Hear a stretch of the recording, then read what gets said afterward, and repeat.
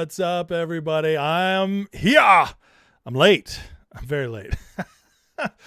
Oh, what a day. But man, I made it, and we got plenty to talk about tonight. I'm Ace.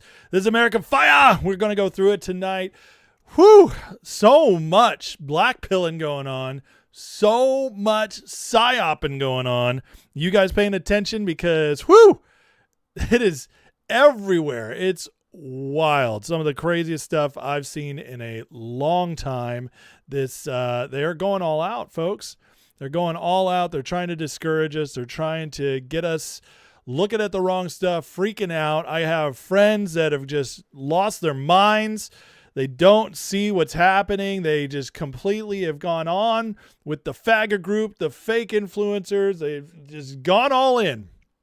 It's embarrassing, to be honest. It's sad, but it is what it is. But we're winning. We're going to go through it tonight. I'm going to show you all the things, including the ceasefire, what's actually going on. We're going to get to that first. Then we got NATO, Trump punishing NATO. He is on the record now. This is going to get really interesting. And then we got all the influencers crashing out. So obviously I have to keep recording that and reporting that until that settles down. But man, they just, every time I think they're going to stop or slow down, they pull me back in with their insanity. So we got to break through that. Oh man, we got some stuff on that one tonight. And then at the end here, we're going to talk about Trump's secret. The thing that it's something I'd never seen him say before. It makes total sense based on what I know about him. But an interview actually with Tucker Carlson that was recorded, and what Trump said stuck with me. And we're just going to unpack it. We're going to unpack it at the end. It's incredible to me. It's like a life lesson that I'm going to run with the rest of my life. So that's how we're going to end this tonight at the end with, because it's the perfect ending. It's the perfect thing to end with, to send us all out on the right mindset, the right perspective. And it explains so much about how this man keeps winning and how to not be a panicking or blackpiller. Because guys, all that does is ruin your life. There's always hope. There's always silver linings. There's always ways to win. And before we get started, that's a loaded show tonight. Before we get running on it, guys, please hit that like, hit that subscribe. I appreciate it. Just take that second, bleep, like and subscribe. And then I'm going to get into the chizat, say hey to everybody. And then we're going to get right into it because it's late. And we have so much to get to. Cast Sync, what's up, my brother? Toe Cramp, Jesus Saves, what's going on? Kev the Tech, Charlie, Seth, Linroad, Pedro, you made it, man. It's good to see you, buddy. US1, Just Mike, it's been a bit, bud. Shogun, Roger Fishes, Howie Cisneros is here as well. Ray Sandoval, I made it, friend. I wasn't gonna hang it out to dry. D6, R. Will, Nick Majors. Ray the mod, what's up, man? Oh man, Ray's MAGA and proud. I love it, man. Jay Tyrus, what's going on? And you guys are already chatting it up, aren't you? Dan the man's here. Linda Telly. We have who am I missing here? Donna and Pat M. Good to see you guys. We have what is this? Steph. What's up? Sorry, I couldn't read it. It's at the bottom of the thing for me. James Hudson and CJ Yukon. What's up, family? Love it. All right, guys, as always, if you're new, welcome to the show. I try my best to get into the chat, to answer your guys' questions and comments. Yes, even if you disagree with me, but just be respectful. That's all I ask. We do have the moderators, so if you are trolling, they will boot you. They have the power. So don't be a troll. Don't be a dick. Be respectful. Bring your disagreements with grace. And other than that, guys, if you want to get my attention, if the chat's flying, you either got to like spam it, which I don't recommend doing, or tag me or super chat. That's the best way to get a hold of me. Okay. All righty. Let's see. Your old pal Michael Smith. Oh, thank you, man. That means a lot. Gordon Hogg, what's going on? James Hudson, what's up? All right. You guys ready? We got so much to get to. All right. Chat rules are established. Welcome, new peeps. Listen, just wanted to say hello because I definitely do have some new peeps here tonight. Had a video, did well today, brought in several new subscribers. So if you're brand new, welcome. Thank you guys for supporting the channel. And I hope that I can hold your expectations, your hopes and dreams for this channel, for what content you get from this channel. I hope I can do more than just the one video for you. All right. Now, enough talk. You guys are done with the talk. You guys want me to get to the action. All right. Let's back up a little bit to the beginning of earlier today. So, White House posted a big day for world peace. We had President Trump put this out here. United States will work closely with Iran, which we have determined has gone through will be a very productive regime change. There will be no enrichment of uranium. Very interesting. The United States will, working with Iran, dig up and remove all the deeply buried B-2 bombers' nuclear dust. It's now and has been under exacting satellite surveillance. Space Force, nothing has been touched from the date of attack. We are and will be talking tariff and sanctions relief with Iran. Many of the 15 points have already been agreed upon. Trump started this today. And then after announcing this, which this is all great news, excellent news. It's like way more progressed than anything that was hinted at last night, which surprise, surprise, right? Those of us who've been following this closely, we all have had a lot of trust and belief that Trump was actually going to pull this off when he did. But not only that, there had been more going on behind the scenes building up to this. And after this post, the rest of the day was nonstop everywhere. All the reasons this doesn't work, all the reasons it's already failing, all the reasons that Iran actually won. And I got to tell you guys, it's the most insane crap I've ever heard. There is just no way anybody can frame this as an Iran win. And it's pretty clear to me that Trump and his administration knew exactly what they were building up to. They were building up to this. They were going to bring this all together, and there's way more going behind the scenes than anybody knows. And that's what we always got to remember, is that all these other people giving their analysis are all outside looking in people. They have no idea what's actually being discussed. They are analysts, but let's be real. In the past, they might have had access to presidents, leakers in the White House, all that stuff. They might have had that in the past. The Trump White House doesn't operate like that. Trump likes to keep things close to his vest. He does not like to reveal what he's thinking, planning, or what's moving. He's transparent in the sense that he does throw stuff out there, and he way more often than not tells us kind of exactly what's happening, even if it doesn't make sense in the moment or we can't see it in the moment. And those of us who followed him for well over a decade now know that. Absolutely know it and have learned that. And if you study the man, it's not hard. Well, when Trump puts this out here, I've learned you trust the man. You just know at least a lot of this is true. And to me, what it says is we are way further ahead in these talks than anybody else out there is suggesting. Now, if that's true, if we take it at face value, and now we're getting all these analysts coming in, whether it's the fake MAGA influencers, whether it's the traditional media, whatever it is, and all this breakdown of how like this either A, accomplished nothing is what they're saying, or B, left Iran in a better place. Absolute poppycock. But what's the argument in return? Well, how about the fact that Iran's military is completely obliterated? They don't have a navy anymore. How about the fact that if they do have the uranium, which I believe they do, it's now buried deep. We've been hearing this from Trump for weeks now about the satellites, how they're monitoring it. Now it's been buried, so they don't have access to that. Their economy is on the verge of collapse.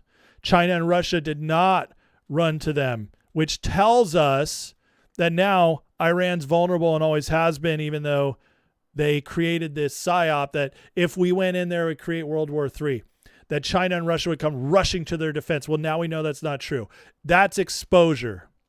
Everybody wants to be like, oh, well, now they control the Strait of Hormuz. They didn't before. Oh, really? They could have shut it off at any point before. Are you kidding me? They had all the control in that region, A, with the Strait of Hormuz being right there next to them, their own borders, but B, when you consider the Houthis and Hezbollah, which they fund, and all the stuff those guys would do with ships, especially the Houthis.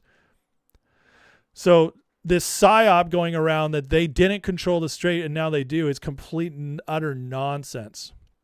Unless you want to say the city of London controlled it before and now Iran controls it. Okay, I'll listen to that argument. But nobody wants to talk about city of London because, guys, they have to exist behind the scenes. So maybe they're telling us a half-truth. But in the same instant, it's better for us, city of London, out of there, as we discuss so often.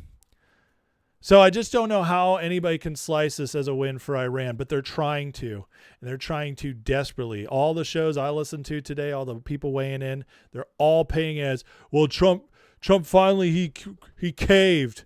He caved. He just realized we were too deep. It was too big a problem. When it's at the point, listen, George W. Bush, the left at least acted like they hated him. You know, even though he's uniparty, they still gave him credit on wins. America did 90% approval after 9/11. Yeah, the left played the game. The media played the game. The NATO played the game because it was all City of London orchestrated, the cabal orchestrated, Davos orchestrated. We were playing the game. We were being the good little or good big monster that, you know, could be useful to them. Obama, even when Obama did stuff that was a victory militarily, everybody chimed in and said, good job, even the Republicans. But Trump pulls off in 6 weeks one of the greatest military offenses of all time, obliterating the number 3 big bad in the entire world, exposing how weak they actually are, exposing how weak China is, shutting down Europe's control over that area, City of London's control over that area. Absolute victory, destroys their military, barely any casualties for our side at all, and no boots on the ground, does all of this, weakens them severely, exposes all this, gets them to capitulate, and we're told it's not a victory. No, my friends, this is one of the greatest military victories in American history. And I know it's not over yet. I'm not saying it's over because it's playing out, but functionally, guys, it's over. And that's important to recognize. And what Trump put out this morning tells me that this is further along than everybody else wants to admit. Backing him up, here's Hegseth today talking about the nuclear stuff and where they were. This new regime was out of options and out of time, so they cut a deal. They know this agreement means that they will never, ever possess a nuclear weapon. Under the terms, any nuclear material they should have will be removed. Any material, they should not have will be removed. Right now, their dust is deeply buried and watched 24/7 overhead. The president has been clear from the beginning, there will be no Iranian nuclear weapons. Period. Oops. I don't know why I paused. Full stop. Other presidents said it. President Trump did it. Love that. Love that. Here's one more part for Hegseth. You see, had Iran refused our terms, the next targets would have been their power plants, their bridges, and oil and energy infrastructure. Targets They could not defend and could not realistically rebuild. It would have taken them decades, and we were locked and loaded. They couldn't defend against it. President Trump had the power to cripple Iran's entire economy in minutes, but he chose mercy. He spared those targets because Iran accepted the ceasefire under overwhelming pressure. So Hegseth makes it pretty clear. I mean, just you can read between the lines of his words, but everything he's saying is basically we had them exactly where we wanted them. That when he says we could cripple their economy in minutes, they're obviously talking about the energy weapons that could knock out their energy grid like that, as well as, remember, I could set them back 25 years in an hour. And the other thing is knocking out their oil refineries, pipelines, you name it, which would effectively completely cripple their economy. We had all that. They knew it. I mean, when they say like Space Force has the nuclear dust under surveillance, satellite surveillance, I mean, what do you say? Think of how the Iranians feel. I know they come out and they act big and tough and they lie and they propagandize. They have to. Okay, that's who they are. Like, they are trying to promote strength because they're terrified their people are going to come run them over and run them out of town. They're terrified of that. This regime is so crippled. They've lost their top 100 or so leaders. Every time one pops up, we and the Israelis find them, take them out. They know we're watching them. I mean, imagine how that feels. How powerless you would feel if you were a military leader, a political leader of a country, and you legitimately knew that the weapons of the other side were so effective and so advanced that you don't even know if you can show your face. You walk across the street. You can't hold a meeting with anybody. Your comms are completely taken over. The CIA is jumping into their comm systems and spreading propaganda to throw them off the scent of our downed pilot. It's total disarray and fear.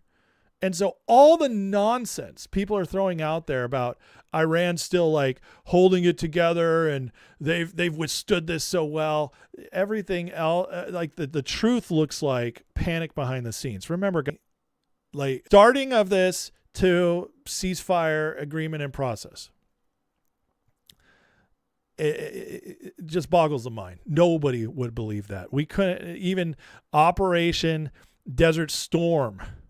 We couldn't, which was a success. It wasn't this quick and it wasn't this massive. So YouTube is throttling me. That's not good. Hey, if you're having trouble with my channel, guys, try refreshing. That often helps. Okay, a lot of times refreshing the stream helps. But everything looks good on my end. So, I don't know. I can see myself on the stream. It looks fine. All right. Sorry. I'm just doing a check-in right now, making sure my stream's good. But things look good. Okay. Sorry, guys. I don't know what to tell you. Sometimes it gets stuck. Anyways, let's keep moving. All right. JD Vance on, because this is one of the main things been talking about today, okay? Israel was still attacking Lebanon, Hezbollah in Lebanon. So they're not actually attacking the country of Lebanon. They're attacking the terrorists in Lebanon. And so this is one of the big things that was going around, like, oh, the ceasefire's already over. It won't end because Israel and and don't get me wrong, we're going to get to Israel here in a minute. Don't worry, Israel tards. I will talk about Israel. I know you guys can't wait because you're just like, oh, look at this guy who loves Israel. It's so stupid, so tired at this point, but whatever. I'm used to it. But here's JD Vance clearing it up, but how well, I'm going to let him speak and then I'll speak to it. Negotiations would be unreasonable while that war is ongoing. So would you ask Israel to hold off strikes to allow some space for these talks? Well, first of all, I know there's been some conversations between the Israelis and the leadership of our country today. I haven't been involved in that because I've been busy doing stuff in Hungary. I'm actually update when I get on the plane. But let me say a couple things. First of all, I actually think, and there's a lot of bad faith negotiation and a lot of bad faith, propaganda going on. I think this comes from a legitimate misunderstanding. I think the Iranians thought that the ceasefire included Lebanon, and it just didn't. We never made that promise. We never indicated that was going to be the case. What we said is that the ceasefire would be focused on Iran, and the ceasefire would be focused on America's allies, both Israel and the Gulf Arab states. That said, the Israelis, as I understand it, again, I'm supposed to get a fuller report when I get on the plane, have actually offered to be, frankly, to check themselves a little bit in Lebanon because they want to make sure that our negotiation is successful. That's not because that is part of the ceasefire. I think that's the Israelis trying to set us up for success, and we'll, of course, see how that unfolds in the next few days. But look, if Iran wants to let this negotiation fall apart in a conflict where they were getting hammered over Lebanon, which has... Okay, so he makes it pretty clear Lebanon wasn't a part of that, and there's some misunderstandings going on. And then he followed it up with this, which I just got to play this part because this is hilarious. By the way, when he's on there, man, listen, you can like JD Vance, you can trust him, you can not, whatever. I don't care. I love the guy. But the whole time I'm watching him speak, you cannot argue. He's a great speaker. And I just was having that thought in my head of Commissioner Gordon in The Dark Knight when he looks up and he sees he becomes Two-Face. I can't think of his name right now, but he looks at he's like, boy, looks good on the tube. That's how I think of JD Vance. Tweeting that out before negotiations. So I thought it was interesting, actually, because I did see that tweet from Ghalibaf actually just a couple of minutes ago. And let me say a few things. First of all, he said that there are a few points of disagreement before the negotiation. Well, that must mean that there's a lot of points of agreement because there's a 15-point plan floating around. There's a 10-point plan. Did you guys see what JD Vance did there? That was just so smart. He took the narrative that everybody's running with, the negative narrative, that there's points of disagreement.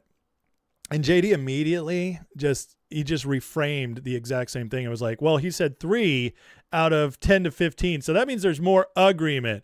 And it's amazing how just different reframing things is.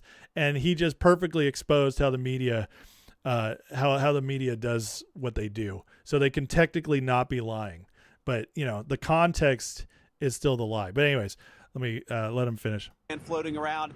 If he's frustrated about 3 issues, that actually means that there's a lot of agreement. That's point number 1. Point number 2, to respond to each of those issues, and I read it very closely. Let me just say this. I actually wonder how good he is at understanding English because just how perfect is that? I mean, does anything about this administration say they're out of control, that they're worried? I mean, he's like, I just don't know if he understands English. I'm sorry. I thought that was hilarious. So I had to show it.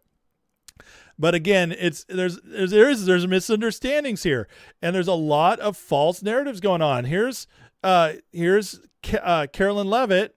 Where's JR? JR's girlfriend. Here she is talking about the Strait of Hormuz and what the narrative is going on around that, the black pill narrative. Listen to her. Gabe. Thank you, Caroline. Iranian state media is saying that Iran has now closed off the Strait of Hormuz today in response to Israeli attacks on Lebanon. What's the White House response to that? And you just listed many military successes. I understand that. But strategically, how is the administration arguing that Iran does not have more economic leverage than it did before the start of the war? Sure. Well, with respect to the first reporting out of Iranian state media, the president was made aware of those reports before I came to the podium. That is completely unacceptable. And again, this is a case of what they're saying publicly is different privately. We have seen an uptick of traffic in the Strait today, and I will reiterate the president's expectation and demand that the Strait of Hormuz is reopened immediately, quickly and safely. That is his expectation. It has been relayed to him privately that is what's taking place in these reports. All right, did you hear what she just said, which is so important? The private versus the public. So again, I just, if you know anything about anything, and every single influencer who claims to know anything, who's been doing this a while, every single reporter should know that Iran is full of crap. They are liars, okay? That's what they do. They've always lied to us. They will continue lying to us as long as this regime is there, or at least any parts of this regime are left over. They will always lie. That's what they do. They believe in their religion, well, it's in all Islam, but these guys actually live it. They believe you lie to the infidels. You don't have to say the truth. So why do all these people run with what Iran says over what our administration says? And there's only one answer. It's all about subterfuge. It's all about knocking down the Trump administration. Why? Because the media infrastructure built by CIA, Mockingbird, which came from MI6, which comes from City of London. Yeah, there you go. Just connect the dots. Keep following it down. That's where this all goes from. And so what are they doing? Well, they treat this president especially bad because he's the one destroying them. And that's why they don't get a single break. But Carolyn Leavitt tells the truth that privately there's different things going on, and the administration continues to speak on that. Now, Trump ramped things up today. And this was a warning to China, pretty obviously. A country supplying military weapons to Iran will be immediately tariffed on any and all goods sold to the United States, America, 50%, effective immediately. No exclusions or exemptions. That's it. 50% to China. Don't mess with him. He's cutting them off. I mean, Trump has done something that nobody's been able to do before. He has cordoned off Iran. So China was getting Iran's oil and funding them with weapons, defense systems, you name it, okay? Powering that economy by buying the oil. City of London was controlling the leadership of the country, puppet masters, controlling the shipping effectively through Lloyd's of London, the shipping insurance, all which also controls the impact of oil to the markets. So Iran obviously was a proxy, City of London, and then China, helping China out. Trump's cut them off, both sides. And so now Iran, for the first time, that's the other thing that nobody talks about, is Iran's alone for the first time. And, well, since this administration or regime came in 1979, alone. And Trump's making sure it stays that way because China would love to have its cheap wholesale oil back. City of London would love to have its key to the Middle East, its puppet that can always gin up new wars, destabilize, run with oil prices. It wants all that back. Trump's cutting it all off. And what did Trump say last night? I read we'll be hanging out a while. We'll be staying around as you guys rebuild. We'll be providing supplies, in quote unquote, he said on his Truth Social post late last night. We'll be providing supplies.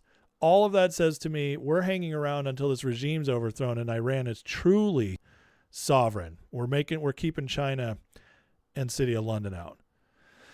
Now, here's where I get to talk about Israel for the Israel tards here. Israel was not formally part of the Iran negotiations. Unhappy, it got word the deal was finalized at a late stage per Wall Street Journal. Details include Israel not consulted regarding the ceasefire agreement, mediators tell Wall Street Journal. Extent of the consultation, President Trump calling Israeli Prime Minister Netanyahu shortly before a ceasefire was announced. Mediators said Israeli officials unhappy with terms, including planned inclusion of Lebanon in the agreement, which JD Vance already shot that down. Netanyahu said Wednesday morning deal does not include Lebanon, contradicting an early statement by Pakistan. Ceasefire remains fluid. There's a whole lot going on here. Okay. And what I'll tell you right now is some of this is true, some of this isn't. Okay. What's true in this is that Israel clearly doesn't want this to end. They want us to stay in and take out the regime. They do. They would love us to get boots on the ground, or at least provide cover for them to put some boots on the ground. That's what they want. They want Iran completely done. They've said that. Netanyahu said that. He's come out and said this war isn't over yet. All that stuff. That is absolutely true. What I'll tell you is not true is there's no way in hell Trump blindsided Netanyahu like this. He would have been talking to him along the way. Now, he might have been a little blindsided on the timing, but I got to tell you, there's just no way that's true. Mediators, Israelis unhappy? Absolutely, that's going to be true. Again, I just said why. And then Netanyahu saying Wednesday morning deal does not include Lebanon. That was proven true by what? And it should be true, honestly.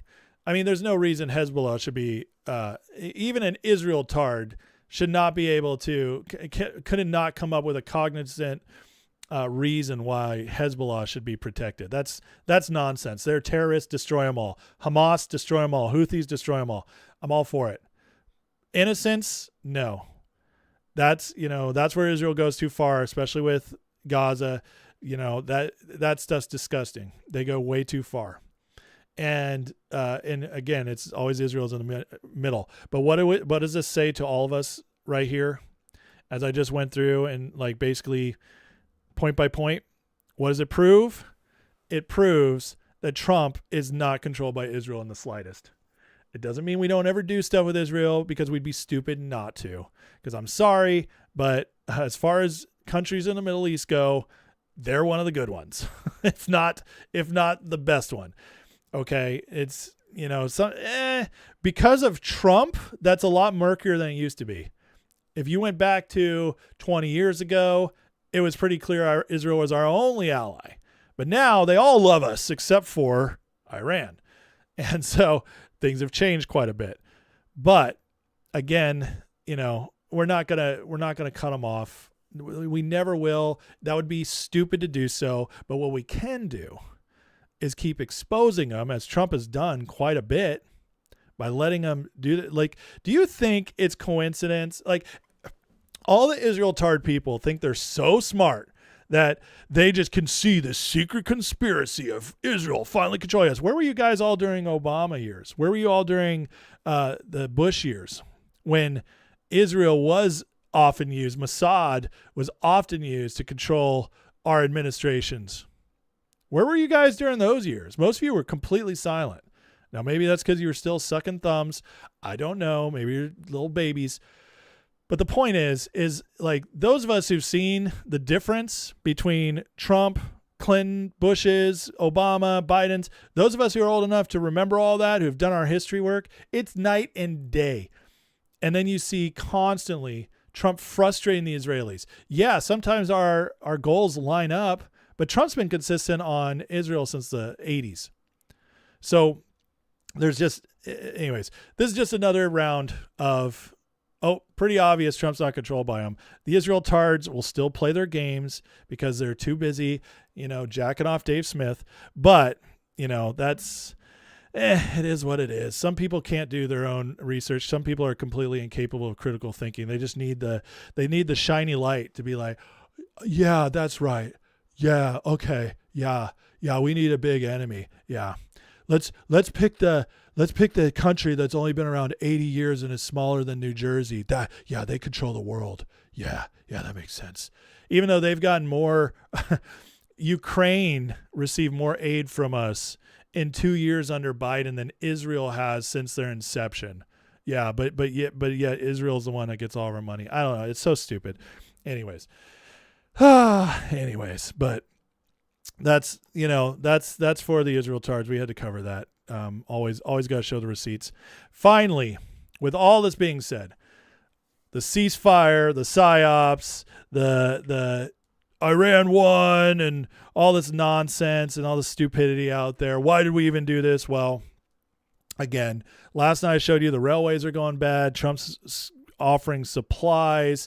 The ceasefire looks like a great opportunity for the revolutionaries to come up. Trump hints at that when he talks about the wonderful revolutionary.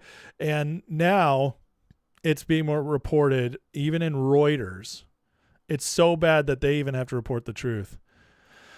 Iran's economy is on the brink of collapse, with officials, business owners, and analysts in the country saying the country will face disaster unless sanctions are lifted. Officials say prices have risen 40% since the start of the war.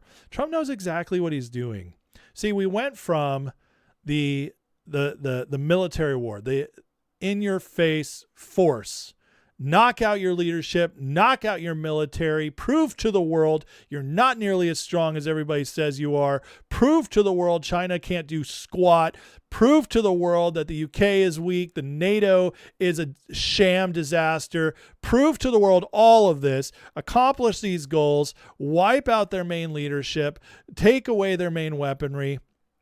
By the way, speaking of their main weaponry guy, hey, where's their super duper secret specialized super missile that was always going to take us out? Where is it? I'm still waiting on it. Still waiting on it. I was told at the beginning of this war that Trump is in so much trouble because Iran has the super duper secret missile, special weapon missiles that are going to just obliterate us all. Just you wait. But it just hasn't happened. I don't know. I guess they're waiting until they're just really at the last, they're really waiting until they're on the last breath to release it. I don't know. I'm still waiting on that one. But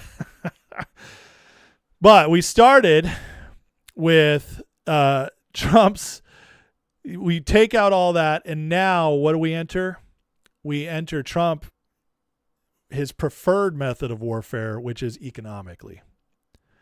Trump loves fighting economic warfare because he's a genius at it. And also, he doesn't have to worry about innocent people dying, at least not in the same way. So, and at the same numbers. Economic warfare is Trump's preferred battleground, as he's often shown us. And now this is what we're entering. And I got to tell you guys that the militaristic warfare, mano a mano, that gins up a whole lot of adrenaline. That's where the warriors rise up. That's where you get countries puffing up their chest. But most warfare in history that has been successful is called siege warfare. And siege warfare is where you cut off a city or a country and you just cut them off from all resources, and you start letting them rot on their own conditions. And that's where most countries, most cities, city states in the field, that's where they cave. And that's where we're entering now. They just got annihilated. We don't have to worry about all that stuff. And now we're entering into, okay, now I control your guys' economy. It's up to me if you guys are going to get all your resources back. It's up to me what your prices are going to be. How long can you guys hold out? How long until the people get sick of this and rise up? This is how we do it. This is how Trump does it. And it's brilliant, and it's absolute proof we are winning. We are winning. And what Trump just did to Iran is he's already won the war. Now it's about the process of victory, getting to the full victory. But they have nothing. They're going to talk big. We're going to have to go through some psyops. We're going to have the media talking their game. We're going to have the influencers grifting. But this war is over, guys. It's effectively over. And it won't be long. Few months, tops, we start seeing the benefits of this. We're going to see cheaper oil. We're going to see peace in the Middle East. We're going to see City of London and NATO getting weaker and weaker, maybe completely disbanded NATO, which is going to save us a crap ton of money. That's money that'll come here, keep us out of debt. I did the whole prosperity reading on this a couple nights ago, the impact of all of this. It will come here, and it won't be too far off. and it'll start with the oil. That'll be the first sign. Oil was at 60 before we went to the war. Well, Venezuela oil is already starting to come in. It hadn't come in that much yet before this war started. And then you get the Iran war, or Iran oil starting to get out into the market more. We could see $40 oil by end of this year, early next year. Not predicting it, but I'm saying it's very possible. We'll have to wait and see how that works. Winning, guys. Big wins. Okay. Let's take a second before I go on to the next segment. I'm going to talk about NATO next and where we're at with NATO. And I got to tell you guys, I think we're very close to pulling out or completely crippling NATO, which is going to be excellent for our country. But before I do, if you guys don't mind, hitting the like, hitting the subscribe.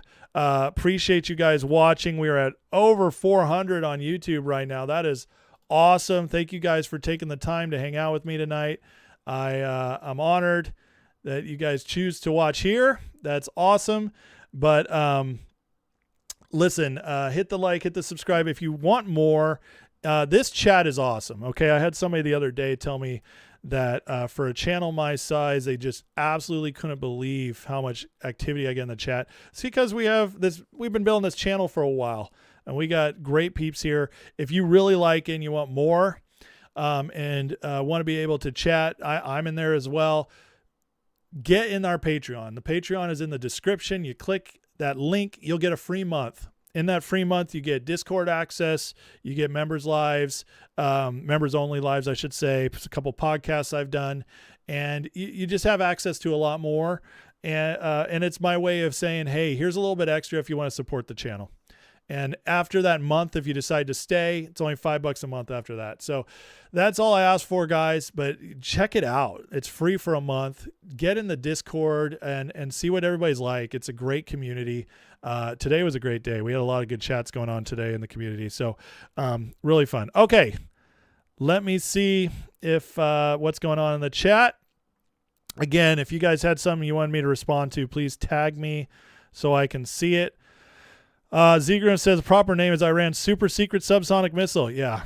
Well, it's the super secret subsonic supercalifragilisticexpialidocious special sauce missile that they've never been able to unleash despite the fact they've been getting annihilated. So, it is what it is.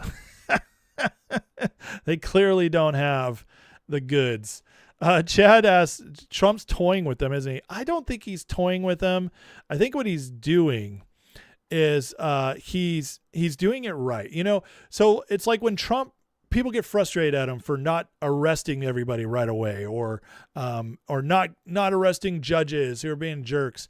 Trump loves to do things methodically. It's after, for 50 years he's been doing real estate, dealing with the worst of the worst in New York. I mean, imagine being a real estate guy building in New York. All the regulations, how awful that's got to be. So Trump is litigious. He knows how to get everything done, and he knows how to get it through the courts. And so whenever Trump does something, he's patient. Everybody thinks he's this hothead. No, he's not. He loves to blast stuff out. He loves to pop off, let you know what he thinks about you. But when it comes to his actions, the man always is super prepared. And then he strikes when he feels like it's time. And that's what he's doing with Iran. He's making sure all the ducks are in a row to just perfect it. Okay. Let's see. We got people wanting to debate. What is this? We get some trolls here tonight. Love it. Love it, guys. Thank you for keeping the chat a good place to be. One of the reasons the chat works is because the mods kick out the trolls, and that keeps this moving. So let's see. We got Mike Subzinski with the $5 super chat says, hello, everyone. I think we need a prayer for everyone going in the world. God comes first, Jesus Christ. I mean, I agree with you, Mike, and that's why at the end of every one of my shows, we pray. Yep, that is something that makes us different here on this show. So for those who want to stay at the end of the show, I always do a 2 to 5 minute prayer. And I believe prayer is important. So stop censoring. Listen, that censorship crap is so weak. I'm not the government, okay? I'm not preventing your rights, but you are in my house. And if you're in my house, you're going to respect me. You're going to respect my community. And so if you're getting censored, bro, it's because you're being a dick. And we don't allow that. So, go someplace else if you want to spout off. And if they want to deal with that, that's fine. But here, you can disagree, but you're going to be respectful. And I don't care if you, I really don't. I don't care about your feelings. All right. It's like I said, this is my house, the house I built, and this community is my community. And so I don't give a rip if you're going to cry, oh, I'm censored, free speech. No, you don't. Nobody, if some dick walked into your house and started spouting off nonsense, you would kick him out. Okay. That's just the way it is. And if that guy was like, free speech, bro, you wouldn't care. Well, I don't care either. So nobody get out of that crap about free speech. You don't believe it either. I believe the government should be able to do it, but I believe private individuals should be able to. And I definitely will censor. As far as YouTube I can't control, and YouTube is owned by Google. And so I will say YouTube has allowed me to talk about whatever I want. It used to be shadow ban, that is lifted. Thank you, Trump. But it used to have, it used to censor quite a bit. And in the chat, sometimes still chats are not allowed, and I don't understand why. So never understood that. Mr. William Wolf says, you got my money when you had Tom Luongo on wearing a Niners hat. Thank you, man. Yeah, go Niners, and love Tom Luongo. He is excellent. Mike, dude, oh, man, don't worry about that spelling, brother. I'm sorry about God bless you. And listen, you handicapped or not, the spelling didn't bother me at all. Sometimes it might be hard for me to read, but, don't worry. No, don't be sorry. And blessings to you. Kev Tech says there's a process to justice. Case has to be built properly. Otherwise, big fish escape accountability. Judicial must be cleaned out from activist commie judges. Amen, man. And that's going to take time. It's going to take time. Chad says YouTube used to be terrible, but I can post and comment here now while I'm in X jail. Bastards. Yeah, sometimes X does weird stuff too. So I don't know. But yeah, look at the blue shields, the mods. We love the mods here. You guys are great. About a week ago, 2 weeks ago, and they're killing it. You guys are doing great. Thank you so much for love having all these new mods. I needed it with all this stuff. So, okay, you guys ready for more? Well, I'll take extra time in the chat at the end, but let's see here. Bo, okay, before I go on.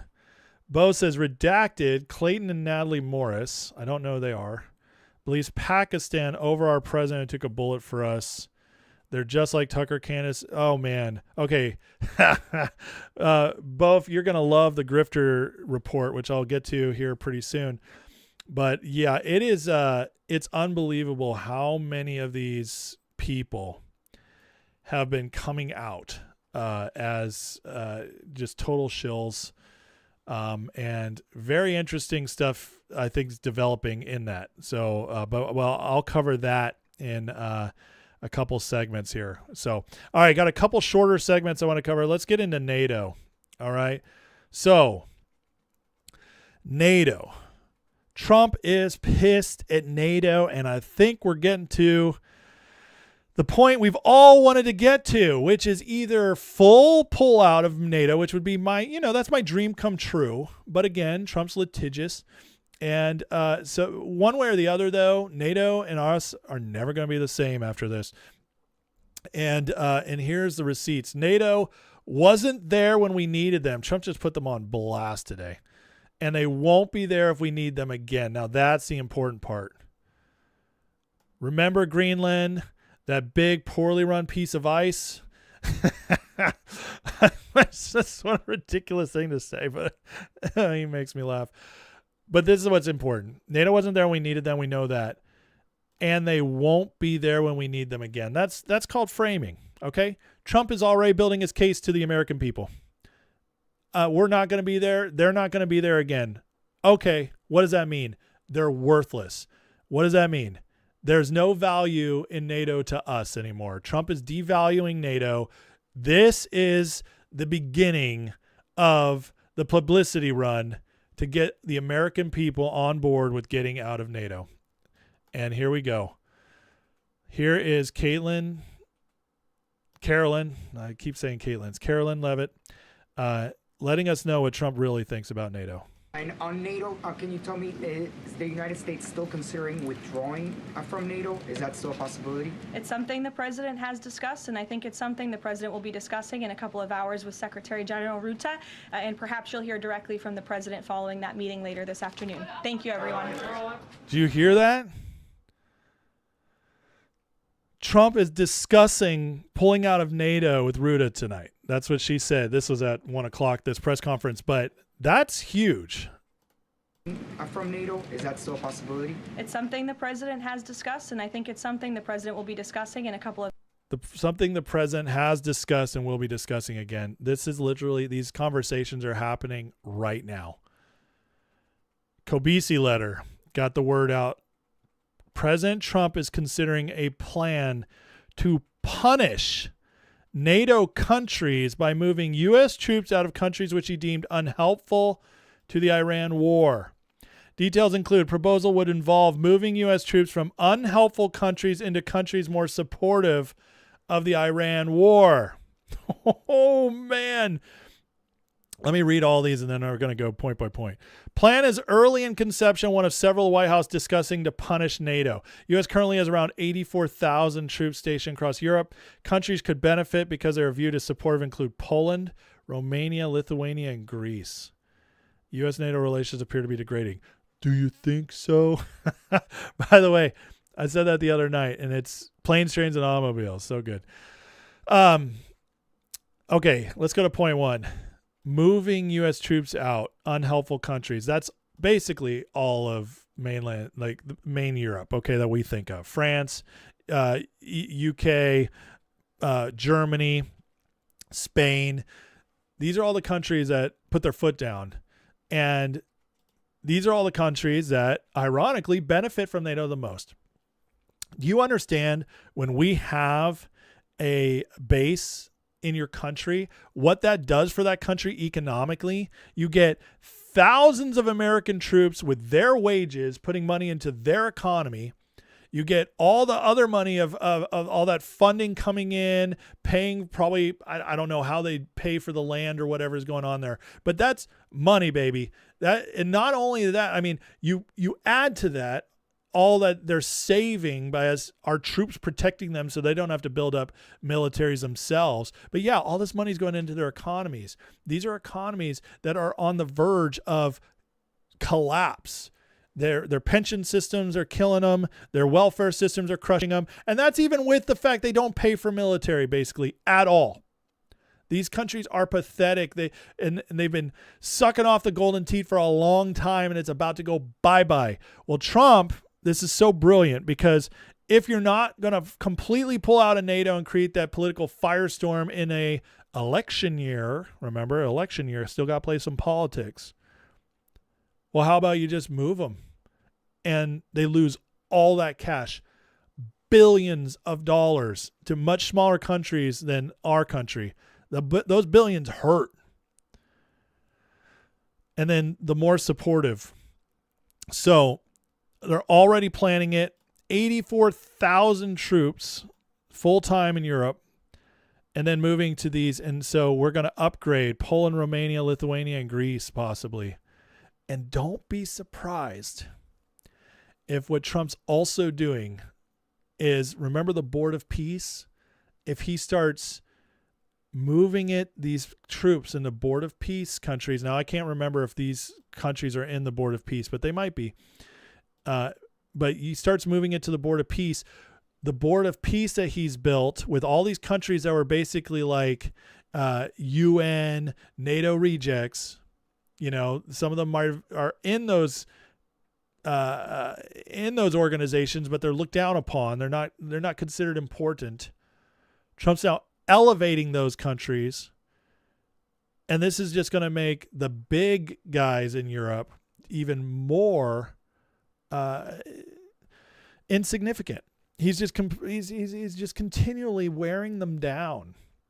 And what does that do? Those are also the countries with the closest ties to, everybody say it together, City of London. Should I sing that in Alex Jones face? City of London. Oh man, Trump and the globalists. I just can't believe it. He just, I'm going to get to Alex later. But this is huge. Okay, this is absolutely huge. And these countries won't take advantage of us the same way. Now, I believe this is all in the process of making the Board of Peace the new UN. Okay. Now, here's a little clip from Trump in the last cabinet meeting, just giving us some of his thoughts on these pathetic people. Sorry, guys. I have a freeze real quick. Let me fix that. All right, here we go. One missile went 2,500 miles. They supposedly didn't have a missile like that. They had no missile with that capability.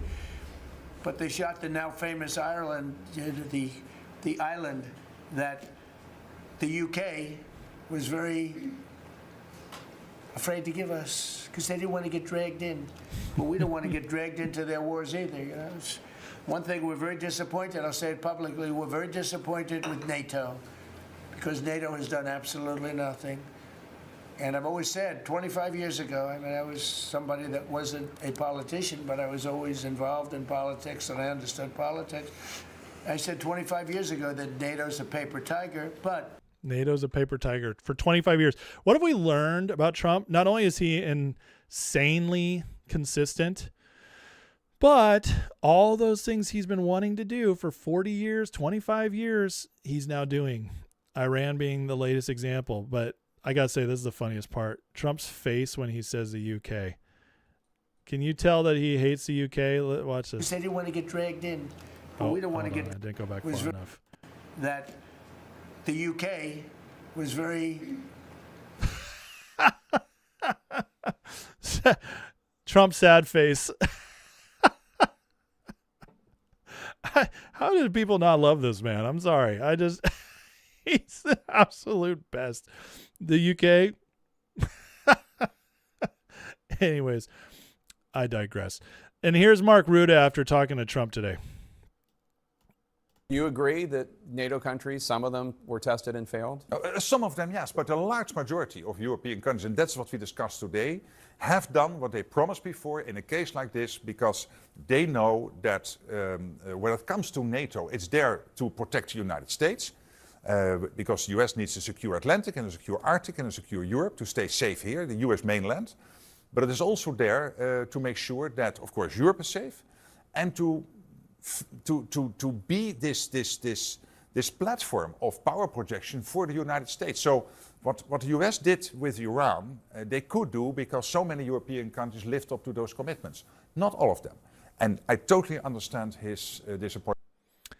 Trump has the guy, the lead commander of NATO, absolutely out there just like agreeing with him about NATO sucking. That's unbelievable. So, listen, I think it's pretty close to say that NATO's about done.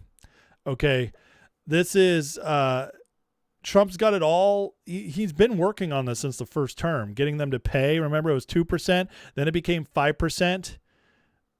Then they don't show up for us. The first war in the modern time where UK wasn't stoked to join us. What does that tell you? It tells you everything.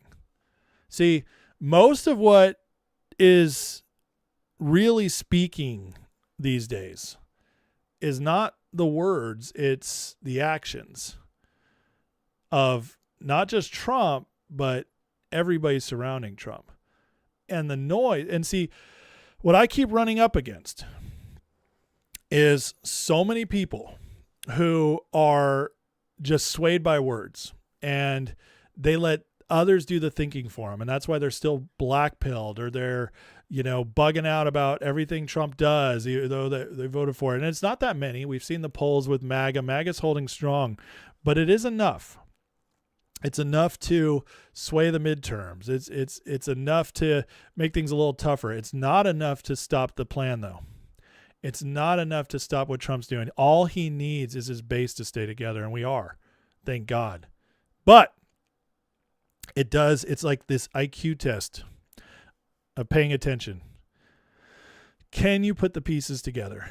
And right now, the pieces are all saying that Trump is crushing City of London, EU, the Davos, the globalists, World Economic Forum. He's destroying them. And he's doing it slowly because you can't, for all these people who, and like, I get it because I would love to see it go fast too, but all these people who come out and are like, oh man, why isn't Trump doing this? Why is he doing this? Why is he doing? It's like, well, he is almost all of it, but he has to pave the way first. He has to do it the right way. He has to do it slowly. You think we'd be okay if Trump had just gotten into the presidency and just immediately announced we're pulling out of NATO, immediately announced, we're slapping sanctions on Europe to get our money back, immediately announced like he's just arresting everybody who's ever shown up in the Epstein files before people really understood what's in them? Dude, that's not how it works. It's not how politics works. It's not how revolutions work. You have to get a certain amount of the people to understand first. And in our system, which is not a democracy, everybody who thinks it's a democracy, I'm sorry, you fail civics class. We are a republic. We are ruled by law with democratic representation. But our Constitution is our government. It's where it starts. That is a rule by law, folks. And when you have a country that's ruled by law, you have to do things through process. And everybody who wanted Trump to come in and just, act like a bull in a china shop, well, he's doing as much as he can, as fast as he can. But it's coming together. It's coming together. And I, for one, am excited. But again, you have to see what people aren't talking about. They want you to do as I say, not do as I do. But do as I do is where truth is most often found. So NATO, one way or the other, by the end of this year, is going to be much, much weaker because one of the big wins of the Iranian war is the fact that the American people, even a lot of Democrats I've been hearing from, even a lot of Democrats, the American people are pissed off that Europe didn't support us. And that, my friends, is how you win the bigger wars, how you get these operations finished long term. So I feel like that's exciting stuff, and that's getting this whole NATO thing done is going to be such a huge boost to us. Okay, let me take a break before I get into the next thing.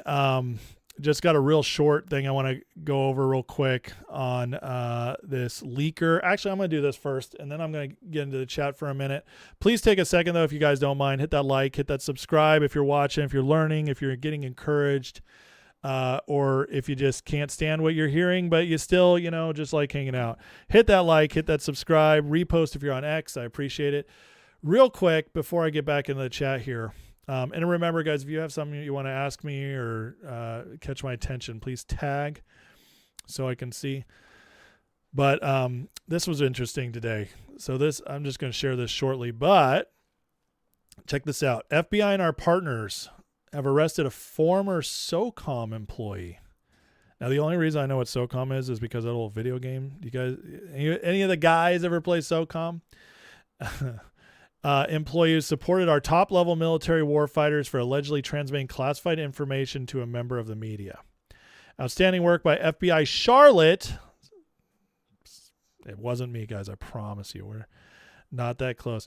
And the FBI Counterintelligence Espionage Division, as well as Justice Department partners, let this serve as a message, would-be leakers. We're working these cases, and we're making arrests. So all leakers, be on guard. FBI won't tolerate those who seek to betray our country and put us in America's harm way. And then we got this quote from the leaker, Courtney Williams. I have known my entire career. They tell you every day 100 times a day. This is what she texted the journalist about leaking the classified information. And another message said, I'm probably going to jail for life. That's wild. So I don't have anything else on this one except for the fact that, you know, we had Joe Kent leave. We had this leaker caught. I have a feeling we're going to start seeing a lot more of this stuff start coming up. And again, remember, Bondi's gone now. And so there's a shift. There's a shift. And I believe they're purging. They're already purged the Justice Department. They've rebuilt it. And now they have the resources they need to go after some of these bad guys, these bad eggs. So it's that to me is exciting. Okay, let's get in the chat for a minute before we go on. Please like and subscribe. Think about getting in the Patreon for free if you want in the description below. Jesus Save says my daughter's in Space Force. No way. That's awesome. What do they do?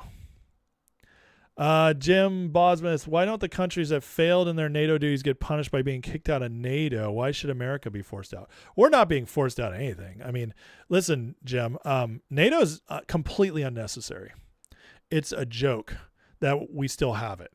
The only reason we still had it is so we could build a world police that and Europe could use us as their military and no longer have to fund their own militaries. And that way they could fund their European lifestyle, 30-hour work weeks, 5 weeks of vacation every year, and be cultured. It's all a sham. It's a way to rob us while also pretending that Russia's this big bad enemy that it's just not. Russia is a shell of what it was when there was the Soviet Union. It's still a very powerful nation overall, but it's just ridiculous. NATO should have disbanded as soon as the Soviet Union, the Berlin Wall fell. There's just no excuse to have it anymore. So we want to be forced out. If they'll force us out, please do it. But they'll never do that because we pay for everything. We provide the troops. We pay for it all. They'll never kick us out. As far as them getting kicked out, they'll also never do that because it's their alliance. And it's a City of London construct that at one point had a legitimate reason for being. And that's because the Soviet Union was a direct threat. They were trying to take over the world. But that's gone now. And there's just nothing else like that. So we don't need to be in NATO anymore. It's stupid. It's a stupid waste of our money. Let's see here. Here we go. Repeal of Glass-Steagall Act. Oh man, I don't have time to get into that. That's so off topic, but we'll talk about that sometime, Brent. I have a feeling, if you're still around, if you still like my content, I have a feeling there's going to be a lot more domestic economic talk coming up this summer and into the fall. And that would be a great time to cover those topics. Chad says, I have a gut feeling so much more going on behind the scenes. We really only see the tip of the iceberg. Yeah, 100%. Absolutely. I caught them all. Yeah. And Space Force, let's talk about Space Force. It is like a the main point of Space Force is cyberspace. So that is absolutely true.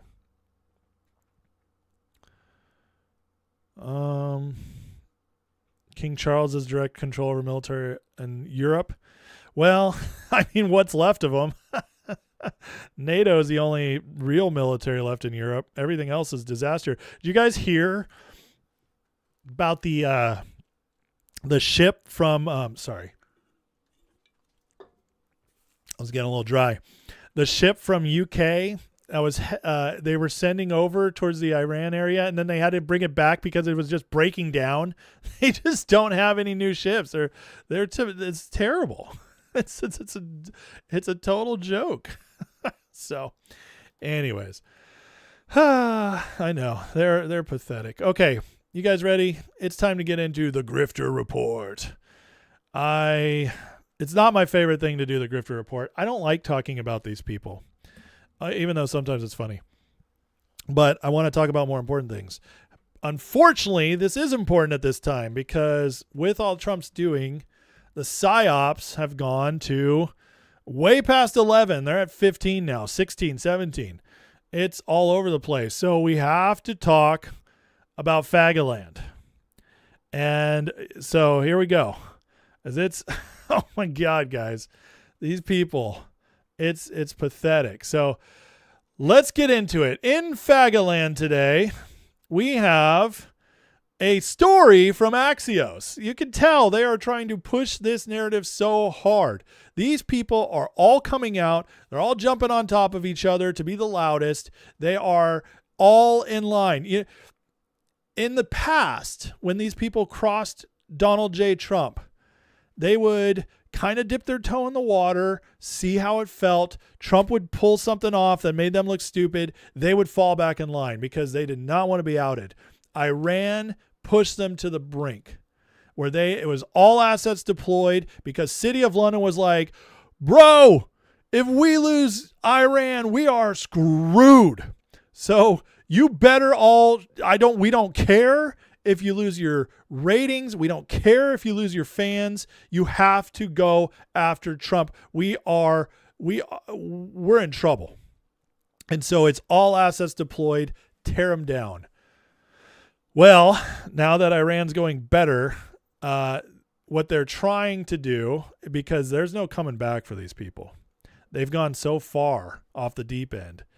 The MAGA's never going to let them back because we're too smart for that. And so now they've partnered with the mass media to start doing stories about what a big deal this is for Trump. You see this? Trump's MAGA media wall collapses. In other words, Trump's all out here on his own. They make them look like the happy warriors and Trump look all sad. You see what a psyop this is? This is freaking pathetic and so easy to tell. But they are, this tells you that what they have to do now is try to convince us that we lost these people and now we're in a really bad place. And what they're going to do, mark my words, I'm really good at predicting this stuff. You guys who've been here 3 years know it. I always have my finger on the pulse of this stuff. Mark my words, the new thing that's going to be pushed, media and influencer sphere together, is that Trump lost his way. And it's these people are right. And what it's doing is Trump is just becoming a lone wolf. And then if he becomes a lone wolf, all of a sudden they can pull all these other narratives. Oh, he's foreign powers. That's all that would take him in. Or Trump's gone mad or Trump's getting sick. Trump's gone crazy. This is what they're going to use. And the fact they got Axios doing this is hilarious. So the MAGA wall, we got Tucker, Alex, MTG, Matt Walsh, Cernovich. Cernovich has already been trying to pull himself back in, but it's not going to let me read it. That's okay. MAGA media's great unraveling. This is so funny. This was never MAGA media. Alex Jones has never been MAGA. He's a conspiracy theorist who signed on with Trump. Tucker Carlson hated Trump as early as 2020. I mean, as recently as 2020, we have texts. MTG came on the scene in 2020 as Trump was leaving. Matt Walsh has never been MAGA. Matt Walsh is old school neocon traditional Republican employed by Ben Shapiro. Cernovich. Are you kidding me? These people are supposed to be MAGA. This is the psyop that these people were ever MAGA. They were not. They supported Donald Trump when it served their means, when it filled their pockets and made them famous. But these people were never MAGA. That is part of the psyop. And they're just going to keep getting exposed. Let's go through it. I got a lot of them tonight. Well, we got Ann Vandersteel, who this one's going to hurt some of you guys because MMTLP. This woman's a total fraud. She's getting exposed. She's not one of the big ones, but it's important to call out all of them when this kind of stuff comes out. But many in my community, because of the stock stuff I did in the early days, have had some connection with this woman. And I'm sorry, guys, but she is not who she says she was. And she was kicked out a long time ago. And then we have Candace. Now we'll get to some of the bigger names now.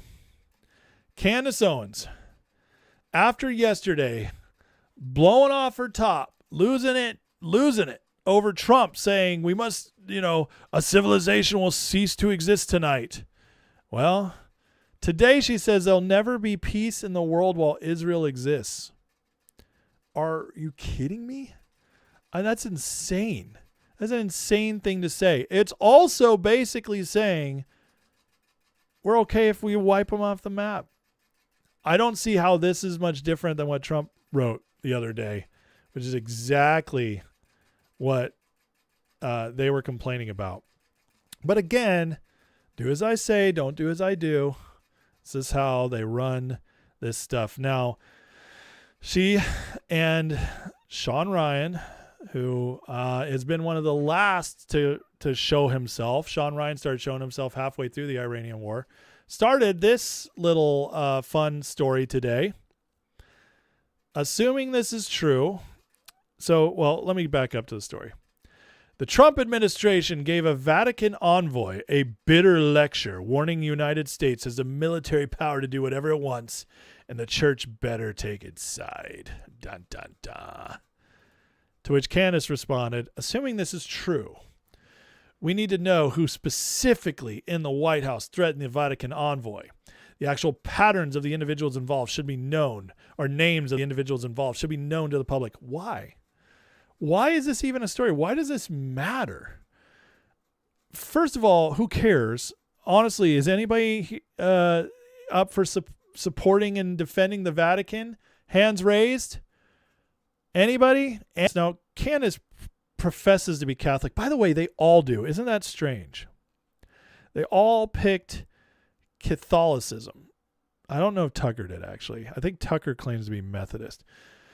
I can't remember. You guys confirm that with me if you want. But there's a lot in the Catholic sphere. Fuentes, Candace.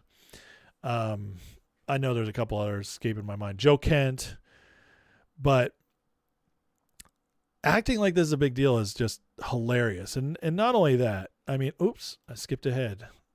Do I have? Oh, yeah, here it is.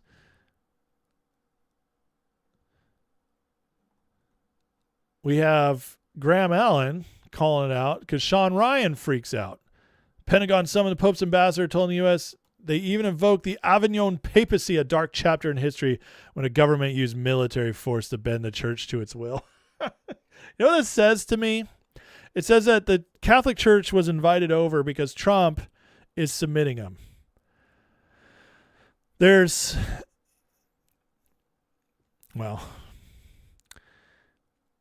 When you look at City of London, and City of London is kind of the controller behind most of the deep state cabal.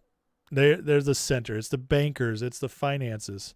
This is where it's been coming from for a long time. They own the EU. They've been sucking. A lot of it comes out of that. The religious aspect was Vatican. And I think the Vatican is much less powerful than the City of London, but regardless, it's tried to do its work.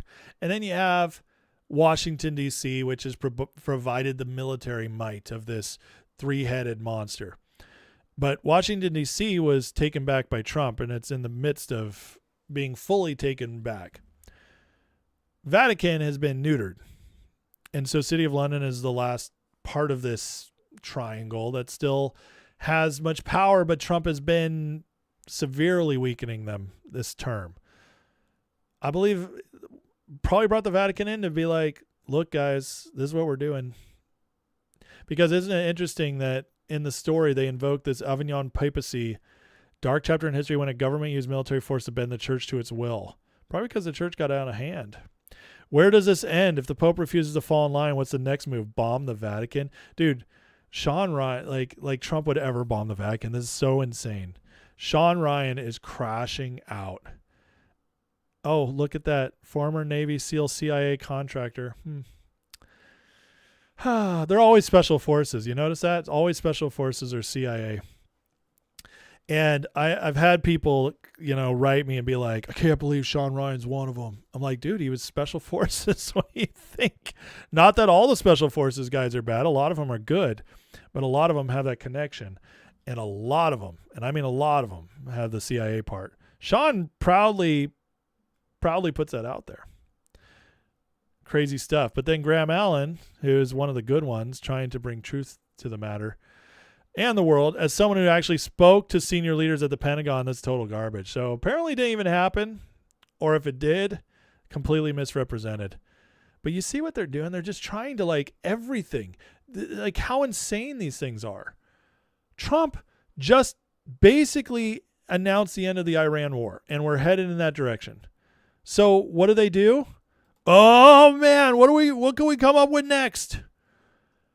They went immediately from Trump is crazy and wants to nuke Iran and kill all the innocents to as soon as that ended, now it's like, bring in the church.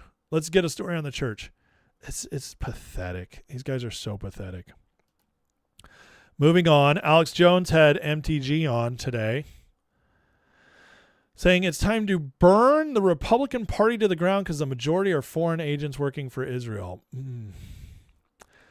Well, I'm not saying none of them are, and maybe quite a few of them are, but I also got to tell you guys, I'm at the point where, deflection is a thing. Nancy Pelosi will tell you. She breaks it down. Nancy Pelosi a few years ago talked about deflection in politics, how you say the other party is doing what you're actually doing, so the people don't know. Well, the grifters do this very well. Who's going to be more foreign controlled than somebody like MTG? We know Alex might be. We definitely know Steve Bannon has ties to Chatham House in UK. Steve Bannon has his Epstein buddy. Over 2,000 texts between him and Epstein. So who's the real foreign paid actors here? And Alex, who I used to respect, going back. We lose my sound. Am I back? All right, let me know when the sound's good again, guys. But ask yourself this, guys. How do these people become rich? Honest question. It's not from selling vitamins, Alex. MTG had a business where she hired illegals, amongst other weird things. Steve Bannon, he was running all kinds of weird fraud stuff before Breitbart. And then he snuck into the Breitbart position, announced himself as the successor to Andrew when he died. Yeah, that's an interesting story. All these guys, they come out of nowhere and they make these shows. Now, to Alex's credit, at least, he's built it from the ground up. But have you heard how rich Alex actually got? Listen, if you're not being paid by somebody who's a major network, you're not making those hundreds of millions of dollars. I'm sorry. I do a lot of work in the digital world. Okay, you just don't get there. If you're making the big bucks and you haven't built something bigger, like MTG, what has she built? There's money coming in from somewhere. And then the other question is, some of these people who built it, how'd they get that money? Some of them you can watch the progression and you can kind of tell, oh, they actually did it. Steven Crowder, you can see how he worked himself up. Tim Pool, you can see how he worked himself up. The quartering, you can see how he worked himself up. Others were just big out of nowhere. And they're calling others paid for it. Well, I keep coming back to this.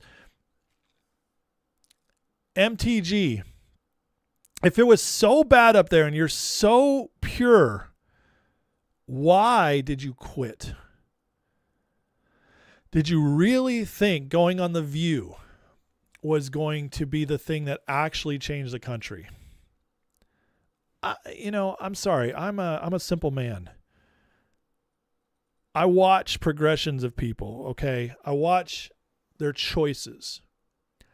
And every single person I've ever known in my entire life who was a person of principle chose to do the hard thing because it was right.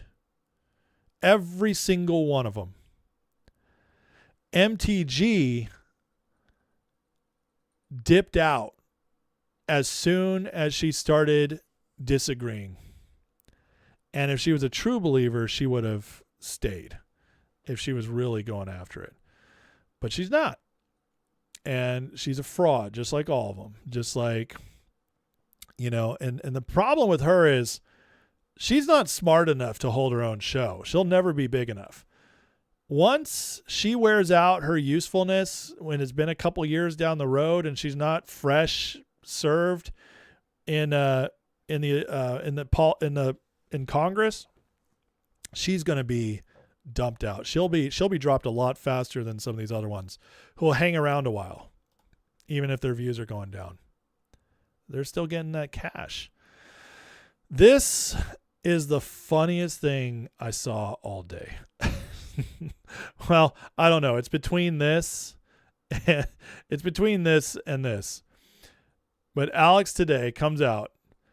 The White House is admitting Tucker Carlson, myself, and a bunch of prominent people going after Trump had a huge effect. Alex Jones is taking he's taking credit for the Iranian ceasefire. Can you tell me, like, you're grifting or you're not grifting? This is as obvious as it gets, and this is so desperate to stay relevant. It's pathetic. If it wasn't so funny, I'd feel bad for him. Alex Jones, speaking in the third person on his own account, breaks down how putting pressure on the Trump admin is helping bring down the temperature of the Iran war. But it's not over yet, because if it was, you wouldn't check in tomorrow and watch my show. But Netanyahu said, we're not stopping. We're going to keep hitting Iran with some of the biggest bombings yet. Now Iran has reclosed the Strait of Hormuz. I mean, my God. What else can you say? This is the craziest thing I've seen. Like, wow. Really? I'm sorry. I guess it was you guys. Thank you. Thanks, guys. Thanks for calling out Trump. You ended the war. You did it. Yay. This is like the absolute insane narcissism. This is crazy. What an insane thing to say. Nobody would ever, like, with 2 brain cells left, could say this. I have a feeling Alex was at least 7 martinis in when he wrote this one. And wow. What do you say, Alex? Tucker Carlson, myself, and a bunch of other prominent people going after Trump had a huge effect with the base. Most of the military telling Trump it's a bad idea. He gave them a lot of support. Susie Wiles, I told you 2 weeks ago, was asking members of the cabinet to push back on Trump. Then she leaked it to the news last week. So there's a lot of people trying to get Trump's brain out from under the control of Benjamin Netanyahu and his little wizard over there. Thank you, Alex. There's a wizard over there. If it wasn't for me and Tucker and Candace, thank you, Candace, and Megan Kelly, I can't forget her. Oh, Ian Carroll. Ian, I don't even know what he does. He's a pizza boy, but, he tells the truth. Tells the truth just like I do. So he believes it. It's all real.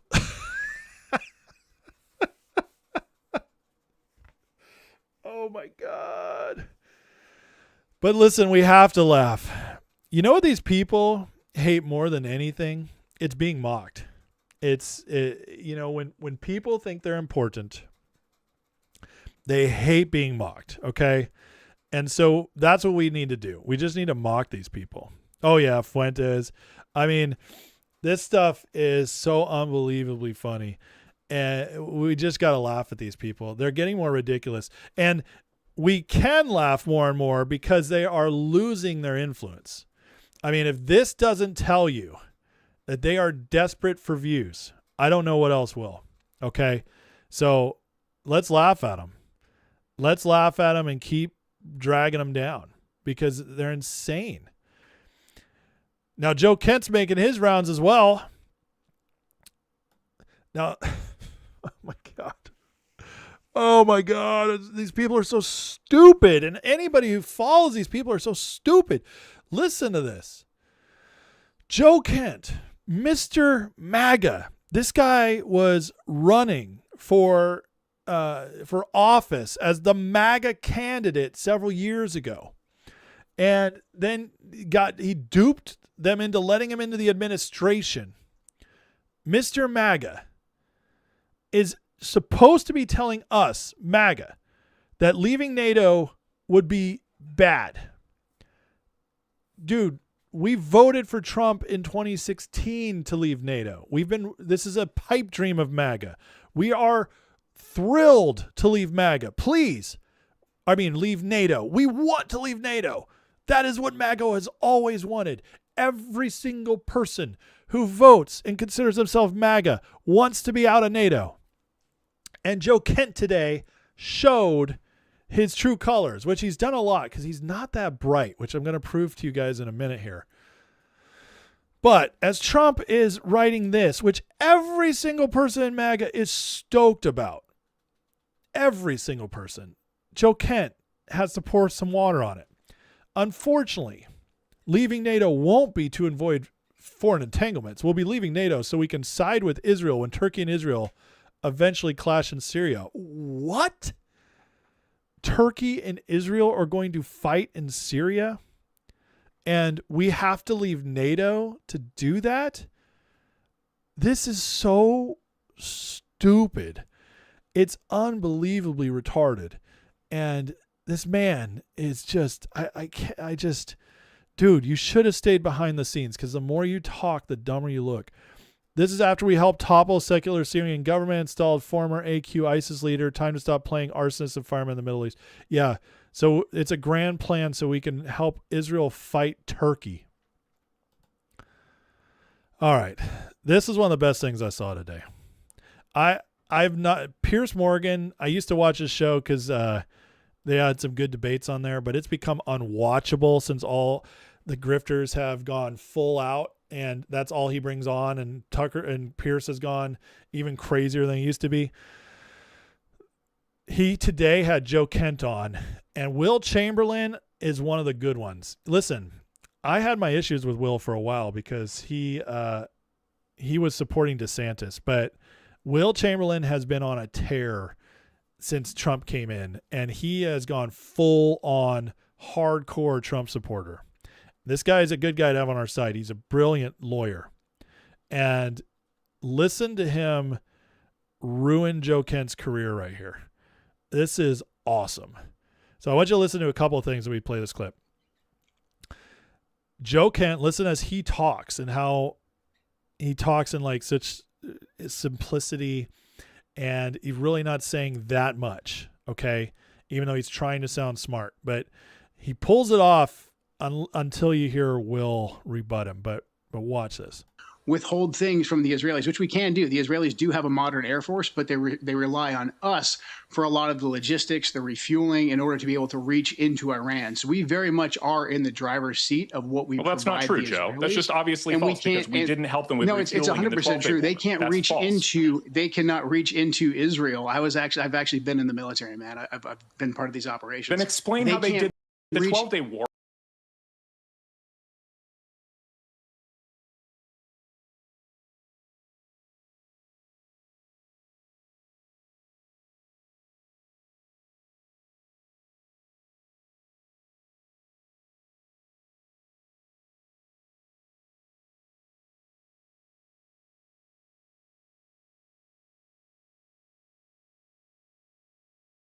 Into Sorry.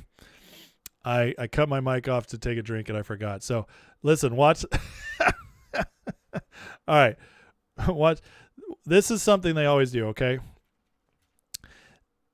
He does I was in the military, okay? Now, guys, I was in the military, and I just, and this is what they do when they're not great at debating, okay?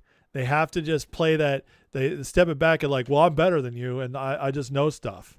Because they can't win on the merit of the argument. And Joe does that right here. Like his little face. They cannot right reach into Israel. See, look how his face goes up. I was in the military, so you just gotta like trust me on that. And I just want to say that, I can't really debate you, Will, but I was in the military, so I know. I've actually been in the military, man. I've been part of these operations. Then explain how they did the 12-day war without refueling.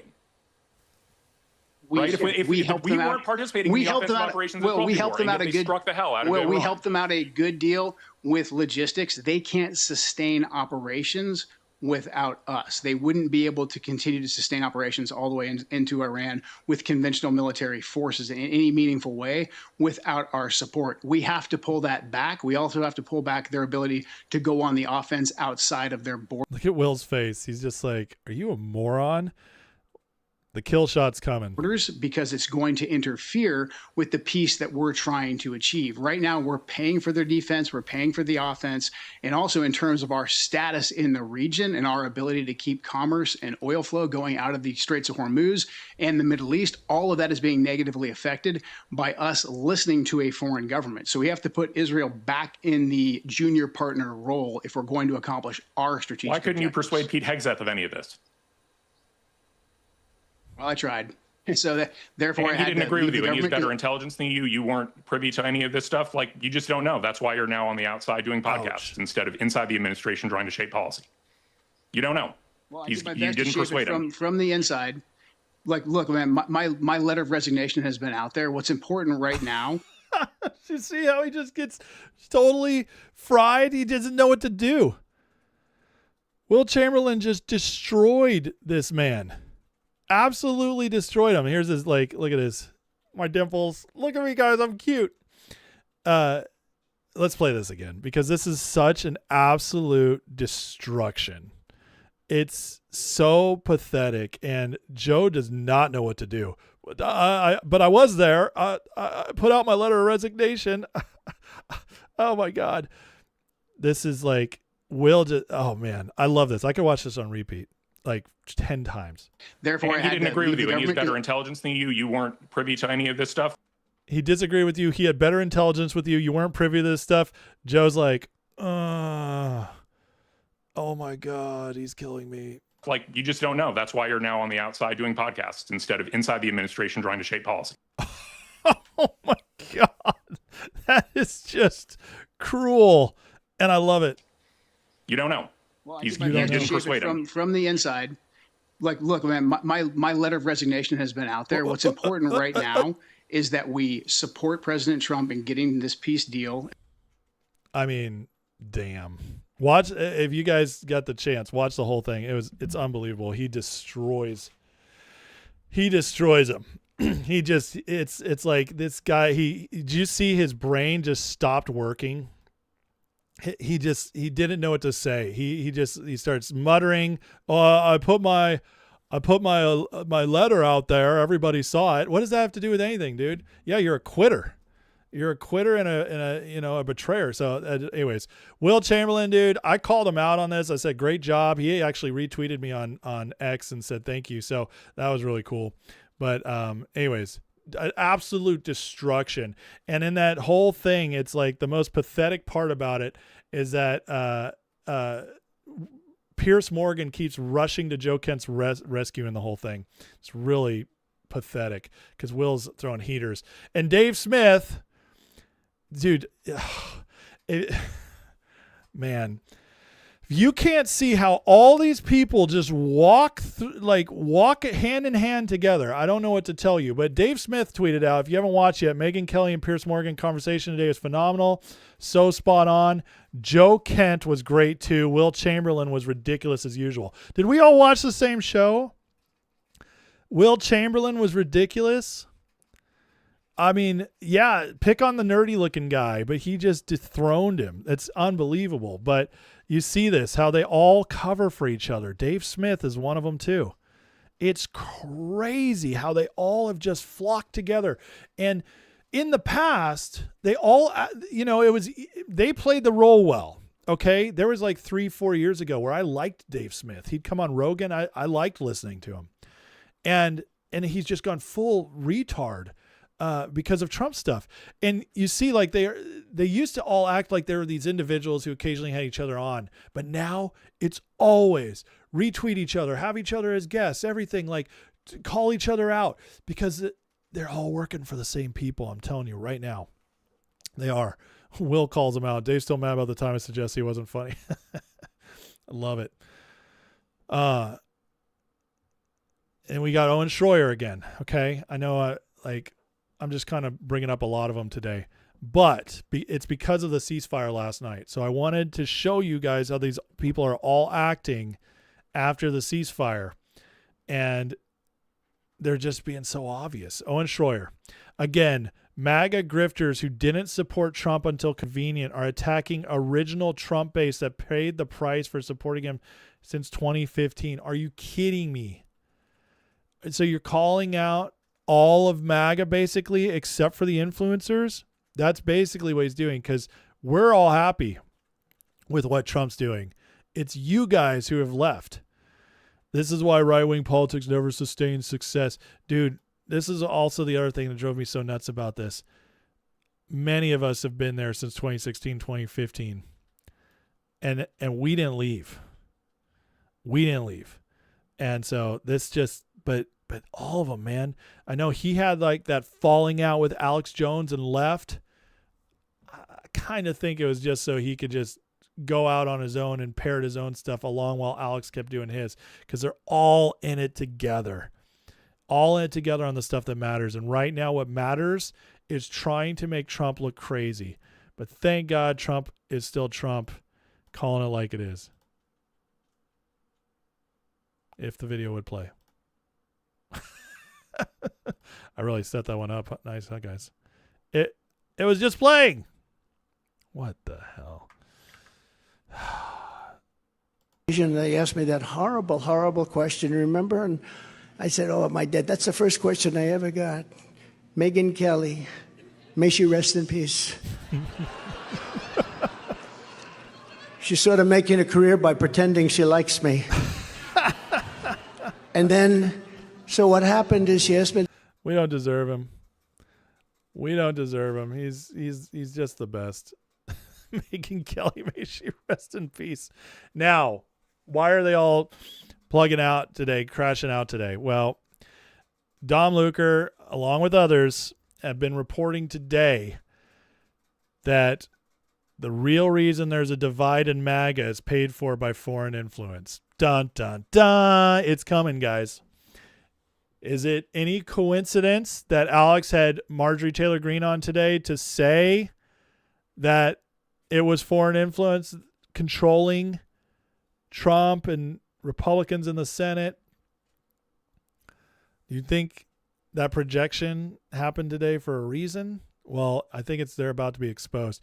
And if this is true, we're going to see them crashing out even harder, because they have to go hardcore so that we trust them and not Trump if this all starts coming out. Are we about to get massive exposure? I sure hope so. He says that's how powerful our movement is, that other nations are spending billions combined to manipulate voters who've been brainwashed to believe their beliefs mean nothing. Currently panicking because they hate for the voters to see the system figured out and want you caught up in distraction filled with doubt. That's exactly what blackpilling is. Distraction filled with doubt, discouragement. Exactly what the psyops are. The black pill psyops. I have a feeling this is actually about to happen. And that would explain, along with Iran being taken out and them all like full assets deployed for City of London protection, try to get Trump to stop, that would also explain why they're doubling down even harder and harder and harder. Because if this is all about to come out, it's going to get really interesting. The question is, are they going to try to tie it to Israel? Or are we going to see some of the real people behind it? Now, with the timing. Now, you guys know that one of the things that's been theorized is that in Iran, we were able to get our hands on some files. And that's also another thing that we got out of Iran. Nobody's talking about it. I've seen some, to be honest with you, some less than credible sources saying it. So I'm not saying I completely believe it, but this could, it could have been money filtered through Iran, which would link back to City of London pretty easily. And then we got this today. Dan Scavino tweeted out, influencers, laugh, laugh, dead, as they're all crashing out today. Well, he did this at 9:24 p.m., 21:24 Eastern time, and then there's a Q drop. 21:24. Oops, you guys can't see that at the top. 21:24, a repost of this one. Last and final comments regarding Alex Jones and Associates, logical thinking. Breitbart article linked to the article being published. Reconcile, note the time. Note Apple stock, reconcile. Attempts to deceive, autist, anons fail. We're a threat to their livelihood. Don't let their attempts corrupt good organizations. Think OANN. They want you divided, strong, stay together. Division keeps them in power. That's crazy, okay? Whether you believe in Q or not, it's a lot of people have theorized for a long time that Dan Scavino is Q, or at least he's one of the main messengers tied to Q, because he's been Trump's social media guy for 10 years now. Listen, I can't tell you 100%, but I've seen so many of these things. I definitely believe there's something to the Q stuff, but that's crazy. Okay, coming out today, as it's announced that influencers might be getting paid to divide, and then we got this so I'm just telling you guys, pretty crazy. I love this stuff. It's fascinating. I have a feeling, guys, we're about to see some fireworks in Fagaland, and influencers be crashing out until then. So as long as this is going on, these keep blasting out, I'll be covering it. And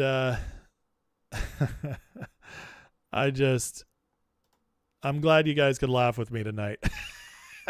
It's like, that's funny, but this is really funny. So I'm just, good times. All right. Listen, I got one last segment I want to get into, and that's the tying everything together tonight. Kind of the theme, the anti-black pill, Trump's secret. So I'm going to get to that in a second, but first, guys, I'm just going to ask you to take a second. Please hit that like, subscribe. If you're new, thanks for watching. Love having you guys on the channel. Love just seeing what this channel is becoming. It's amazing. Just kind of gone beyond my wildest dreams, honestly. Listen, if you want to become part of the community, get in the Discord by clicking on the Patreon link in the description. It's free for a month to try it out, and would love to have you guys be a part of that. And become more of the community. Let me get into the chat for a minute, and then we'll get on to the last segment here. Bo says, Joe Kent's current wife, Heather Kaiser, is written for the Gray Zone media outlet critical of U.S. foreign policy in Israel. Oh, yeah. Owned by Max Blumenthal. Hardcore lib. So, yep, absolutely. I do not trust him or her, obviously. Let's see. Tokram says Dan is read in. He had to have done many of the drops on behalf of Q team in order to get the deltas with Trump, the 0-second deltas. Yeah, that's what I've heard. So pretty crazy stuff. Amazing.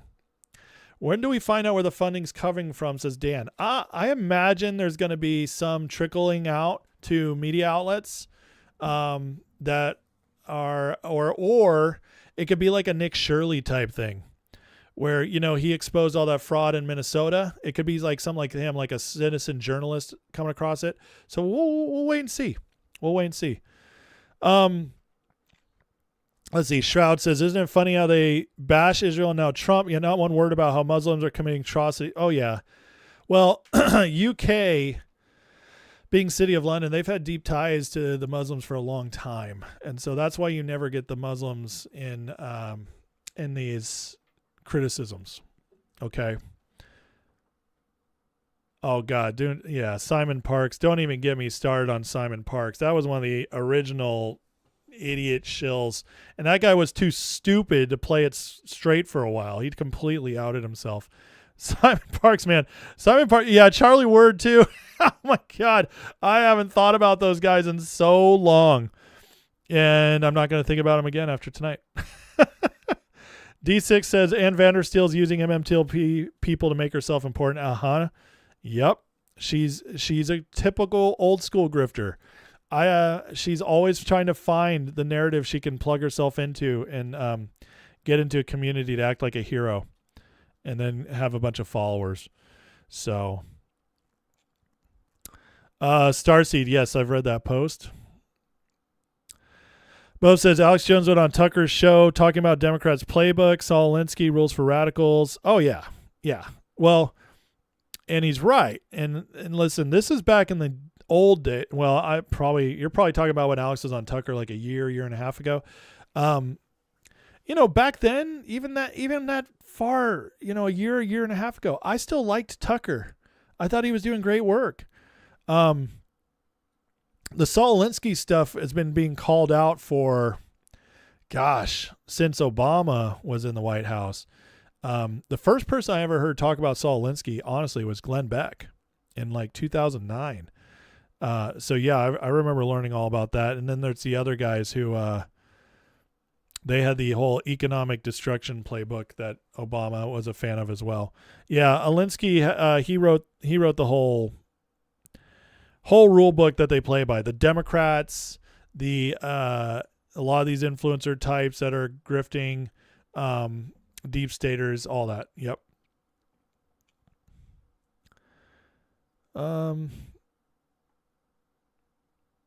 Let's see here.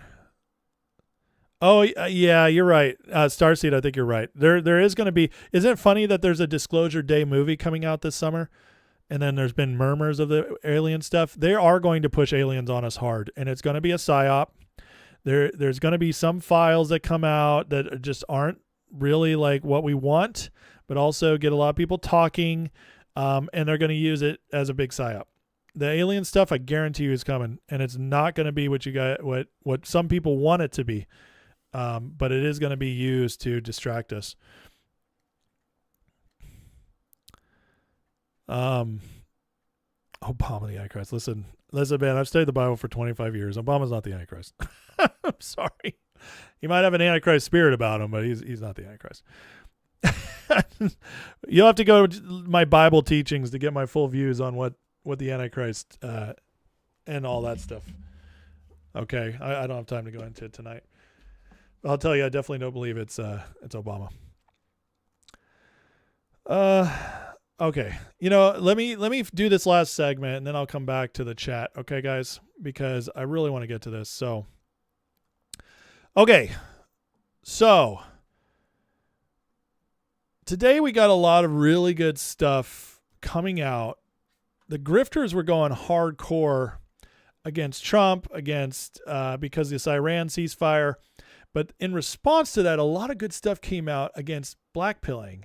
And it came out from our vice president, El Presidente, and more. And so I'm going to get through this, and then we're going to end on a secret that Trump shared that kind of blew my mind. It's so good.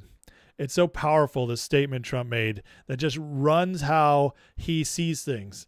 And I'd never heard it before, and I've read Art of the Deal and all that, but so we're going to end on that. But first, I want to show this little clip of JD Vance and then show you some of the reasons, guys, why we are absolutely winning, and we are just at the beginning of all this winning that's coming, where it's finally, and I know this is what a lot of people have been waiting for, it's finally going to trickle down to us, and the signs are there. But let's start with JD today doing just great. This is great right here. The piece of advice I'd give to you, and I give it to American students, American conservatives in particular, is resist the temptation to think that victory is immediate or that we're going to win back our civilization through instant gratification.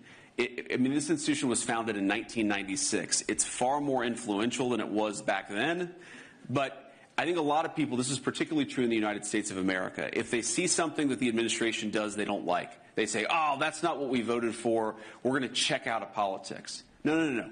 That's the exact wrong response. If we do something you don't like, the response should be to get more involved, to make your voice heard, and to try to push things in the direction that you want them to be pushed. Our civilization was not built overnight. It's not going to be saved overnight. And so what I'd encourage you to do is stay involved, be patient, and don't let disappointment turn to checking out of the system entirely. There's way too much of that, I would say, in the Anglo system and the American system. There's way too much, I didn't like this thing that the vice president said, or I didn't like this thing that the president did, and I'm going to completely check out. We call that blackpilling in the United States of America, and blackpilling is how you give power to the forces that are trying to destroy what our ancestors built.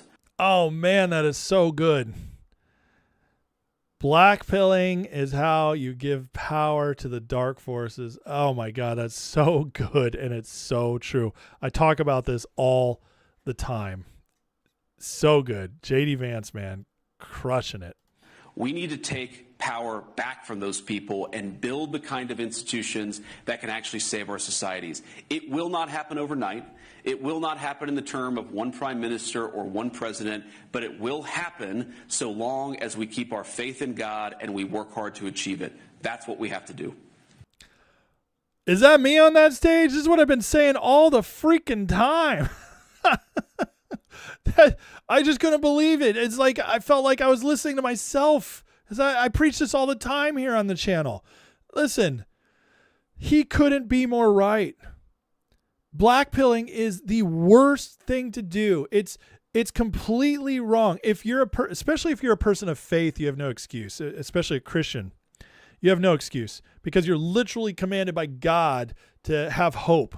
Because you can't have faith without hope, and without faith you can't please God. You have to have faith, and so faith and hope are intertwined. You can't have one without the other. If you're blackpilling, you're not trusting God. You're not believing in God. You're not believing what He's, and you're not being obedient either. So, just amazing stuff from our vice president. And God, I got to tell you, I love this guy. I do. I believe all the nonsense about him is a psyop, because I truly believe this guy is going to be the uniter in the country. It's going to be Trump is the warrior. He's the David. He's crushing the bad guys. He's breaking the old institutions, the power of evil. And when JD comes in, he'll be like a Solomon. He's going to be the one to lead us into the golden age that Trump built, that Trump laid the foundation for. And Vance, with his ability to speak, his ability to communicate and remain calm in these situations, and I do believe he's a good man of faith. I believe he's going to be the uniter in the country that takes us to the next level, that truly takes us into the golden age. I've believed this. Everybody here has been to this for 3 years, knows I've believed this for the last 2.5 years. I've been saying this. I'm going to remain consistent on this. Nobody talks like this man. And the only nonsense out there against him is the Whitney Webb crap. And Whitney Webb, I'm telling you guys, is an asset. And she's planting this stuff because they are terrified of him. And you can see how they have attacked him. Every time Vance starts to get prominent again, the people, like all the bad guys, attack him big time. And there's a reason. There's a reason for that. Trump today posted, no panikins. Is this interesting? That's all came out today. I love it. So let's look at a couple of things going on here where you won't be panicking. U.S. refineries are now processing Venezuelan oil. We were told that would take years. It's already happened. Already happened. That's incredible. That's going to start having an impact real soon here. Next, the latest crystal ball ratings for the midterms. Look at this. 14 toss-ups, Republicans only 5 behind in this, and this is before Florida and before the Voting Rights Act could be shut down. Guys, we have basically essentially a tied race, and they still have the Republicans holding. So everybody blackpilling about the midterms, guys, this is not even close to over. A couple more wins here. Wages and productivity growth are seeing huge boosts from Biden-era decline. Look at this. Wages and productivity just jumping up. That's amazing. We're ahead of, so we've completely erased everything that happened since COVID, and we're back up. I know I'm moving fast, but listen to this. This is interesting. Is this the real mission of Artemis 2? The moon is more than a destination. It's a resource. Allegedly, it's filled with helium-3, very valuable gas. Do you know what that means? Drill, baby, drill. Where have we heard that before? Retired U.S. Air Force Lieutenant Geneva Stephen L. Quast says China had outposts on the moon mining helium-3 and bringing it back to Earth on the dark side of the moon. I don't know if this is true, but man, it'd make sense if it was, wouldn't it? What are we all about? Resources. Trump's all about getting resources from different places. Pretty crazy stuff. And then look at where our economy is already at. This is with the war, just coming out of it. So imagine what's going to happen once prices go down. Oil prices go down. U.S. Economic Surprise Index is up to 0.338, highest since October 23.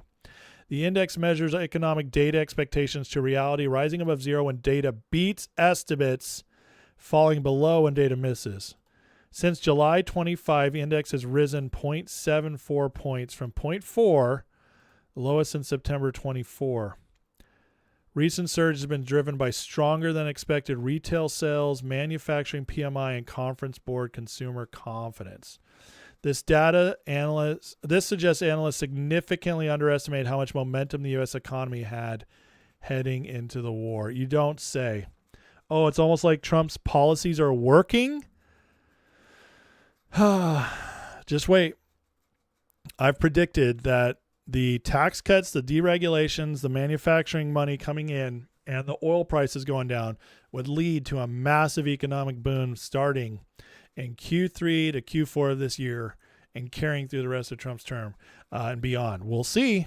We'll see. But so far, so good. It's starting to look good. And this is why. A good reminder. I've played this clip before, but I figured it's time to play it again. Here's Van Jones, one of the biggest lefties out there, on rose to prominence thanks to Team Obama, reminding us about Trump. The mainstream media is the fringe, and the fringe is now the mainstream. How the hell did Donald Trump figure out? I mean, Joe Rogan is obvious, right? Like, we knew the guy had a big audience. It's not like we were, like, stunned. But, like, how the hell was he, the 78-year-old guy who doesn't even have a computer and still, like, writes handwritten notes, how did he become the guy who cracked the code on, to your point, running a cultural, I don't even want to say campaign, running it was a movement. Look, heading a cultural movement versus a campaign. Every one of your people knows Elon. Listen. So everybody keeps, the problem is you have a framework in your mind that, how can Donald Trump? Guys, can we cut it out? Donald Trump is not an idiot. Donald Trump, let me just be very clear. Donald Trump is smarter than me, you, and all critics. You know how I know? Because he has the White House, the Senate, the House. Totally agree. Court, the popular vote. He has a massive. I never get tired of hearing Van Jones say that. Donald Trump is smarter than all of us. It's a good reminder to have today, right? Seeing all the people crashing out on X, all the influencers turning against him, all these people just like, oh, Iran, they actually won. It's a good reminder to remember that Donald Trump's actually smarter than all of us. Don't you forget it. And, in that reminder, seeing the economy heading up, remember not to blackpill. Donald Trump's smarter than all of us. I mean, when you're white pilling guys and when you're actually looking at what's happening, America's back and we are coming back strong. This is an incredible post, but look at this. I was told America's in decline by the rest of the world on Twitter. I'm not seeing that. I'm seeing Americans knocking off dictators and taking the lead in our half of the globe. I'm seeing our athletes winning gold medals at the Olympics. I'm seeing our warfighters pull off impossible missions in denied territory. I'm seeing our scientists and astronauts explore parts of the universe we've previously never been to. No one else is doing a quarter of what we're doing. I might not agree with some of the actions of the country. I don't like war. I've seen it's ugly. I don't like fraud. It's wasteful. I don't like secret cabals of evil men doing heinous and unspeakable things because they think they're untouchable. But I bet on my nation. I bet on my people. I bet on America. As long as American men and women continue to hold on to our pioneer spirit with the objective of freedom and prosperity in our sights, this nation will always come out on top for the better of mankind. Anyone who bets against us is a fool. Man, that just kind of makes you proud, doesn't it? It's only been 15 months of Trump being back, and look at how far we've already come. Our culture is shifting. We are America again. And yes, even America with our issues, but we're America again. And I haven't felt that. I haven't felt it completely. I felt it for a blip in the first term, but not like this. This is the most patriotic our nation has been, the most together, the most inspirational, the most aspirational we've been. I can remember since the early 2000s, the 90s. It's been a long time, folks, and we're back. And that brings us back all full circle to what I've been teasing this whole night, and that's Trump's secret. This, guys, is the kind of thing that if you catch it, it's life-changing. So Tucker, talking to President Trump about the war in Iran, said it would destroy his presidency. Mr. Trump, who's known Carlson for years, tried to reassure him over the phone. I know you're worried about it, but it's going to be okay, said the president. Tucker asked how he knew, and Trump responded, because it always is. Oh, man. Dude, that's something we all need to learn. Donald Trump, who is crass and brash and intense, he's also one of the most courageous men alive. And he's always, and I repeat, always optimistic and positive and believes it's going to work out. And you know what? His life proves that that mindset has served him very, very well. Even in just the 10 years I've been following him, it's been miracle after miracle for this guy. And I got to tell you, optimism and confidence is very similar, if not basically the same thing as hope and faith. When you walk in that all the time, when you have that as your Tao, for lack of a better word, as your mantra, and that's what you live by, things just tend to work out for you more. And this is incredible, guys. And know you're worried about it. It's going to be okay, because it always is. If that isn't similar to the gospel, I don't know what is. So listen, Trump's not Jesus. We don't put our trust in Trump. We love God, but God has chosen this man.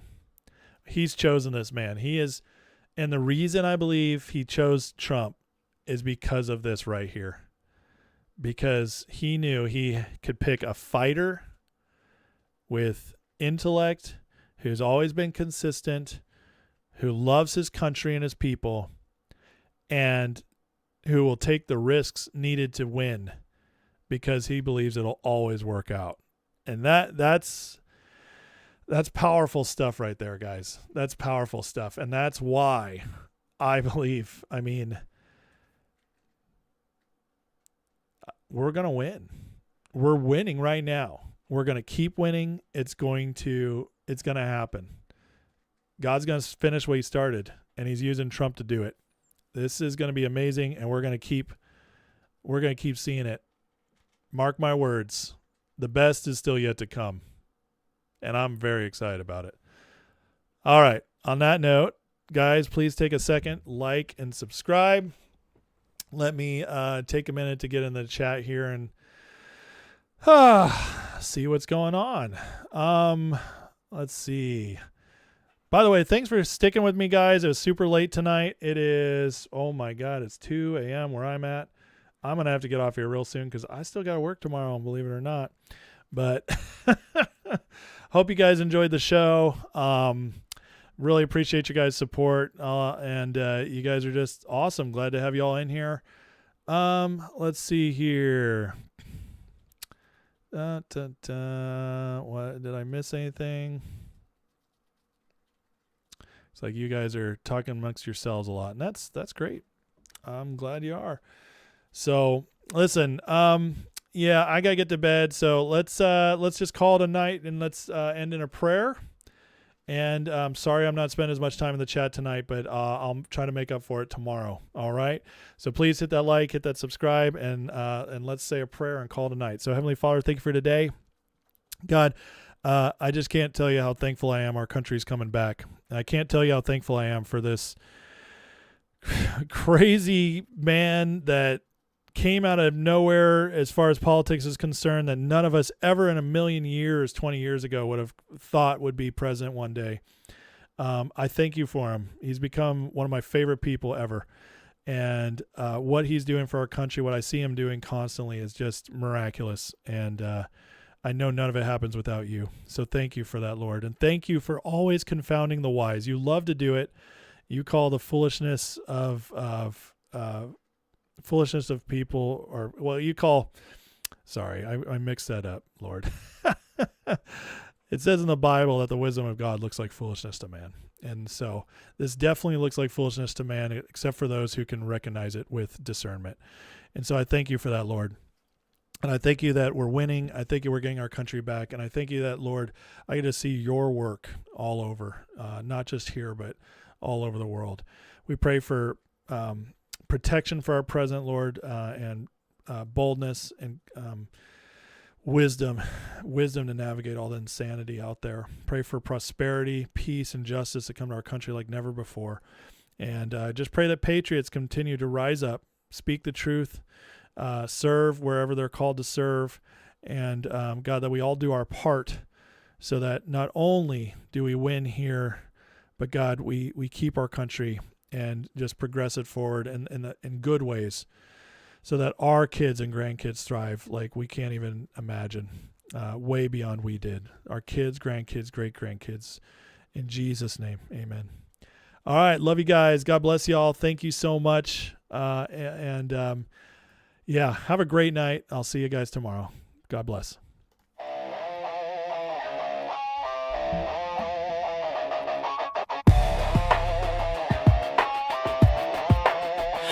Headlines screaming like a siren at night. Red and blue shouting, nobody's right. Smoke in the streets, truth under attack. Everybody's loud, nobody's got facts. Feeds keep scrolling, nerves stay tight. Matchsticks flicked in the dead of night. They sell fear, cheap package the lies, while the clock keeps ticking, empires on fire. Can't sit quiet while the world's on edge. Lines in the sand, standing on the ledge. No script, no leash, no polish, quiet. Just a voice in the dark and a spark to the wire. This is and I'll bring the fire. Gonna light it higher. No filter, no fear, I say it raw. Strike the match, let it burn through the fog. This is and I'll bring the fire. And I'll bring the fire.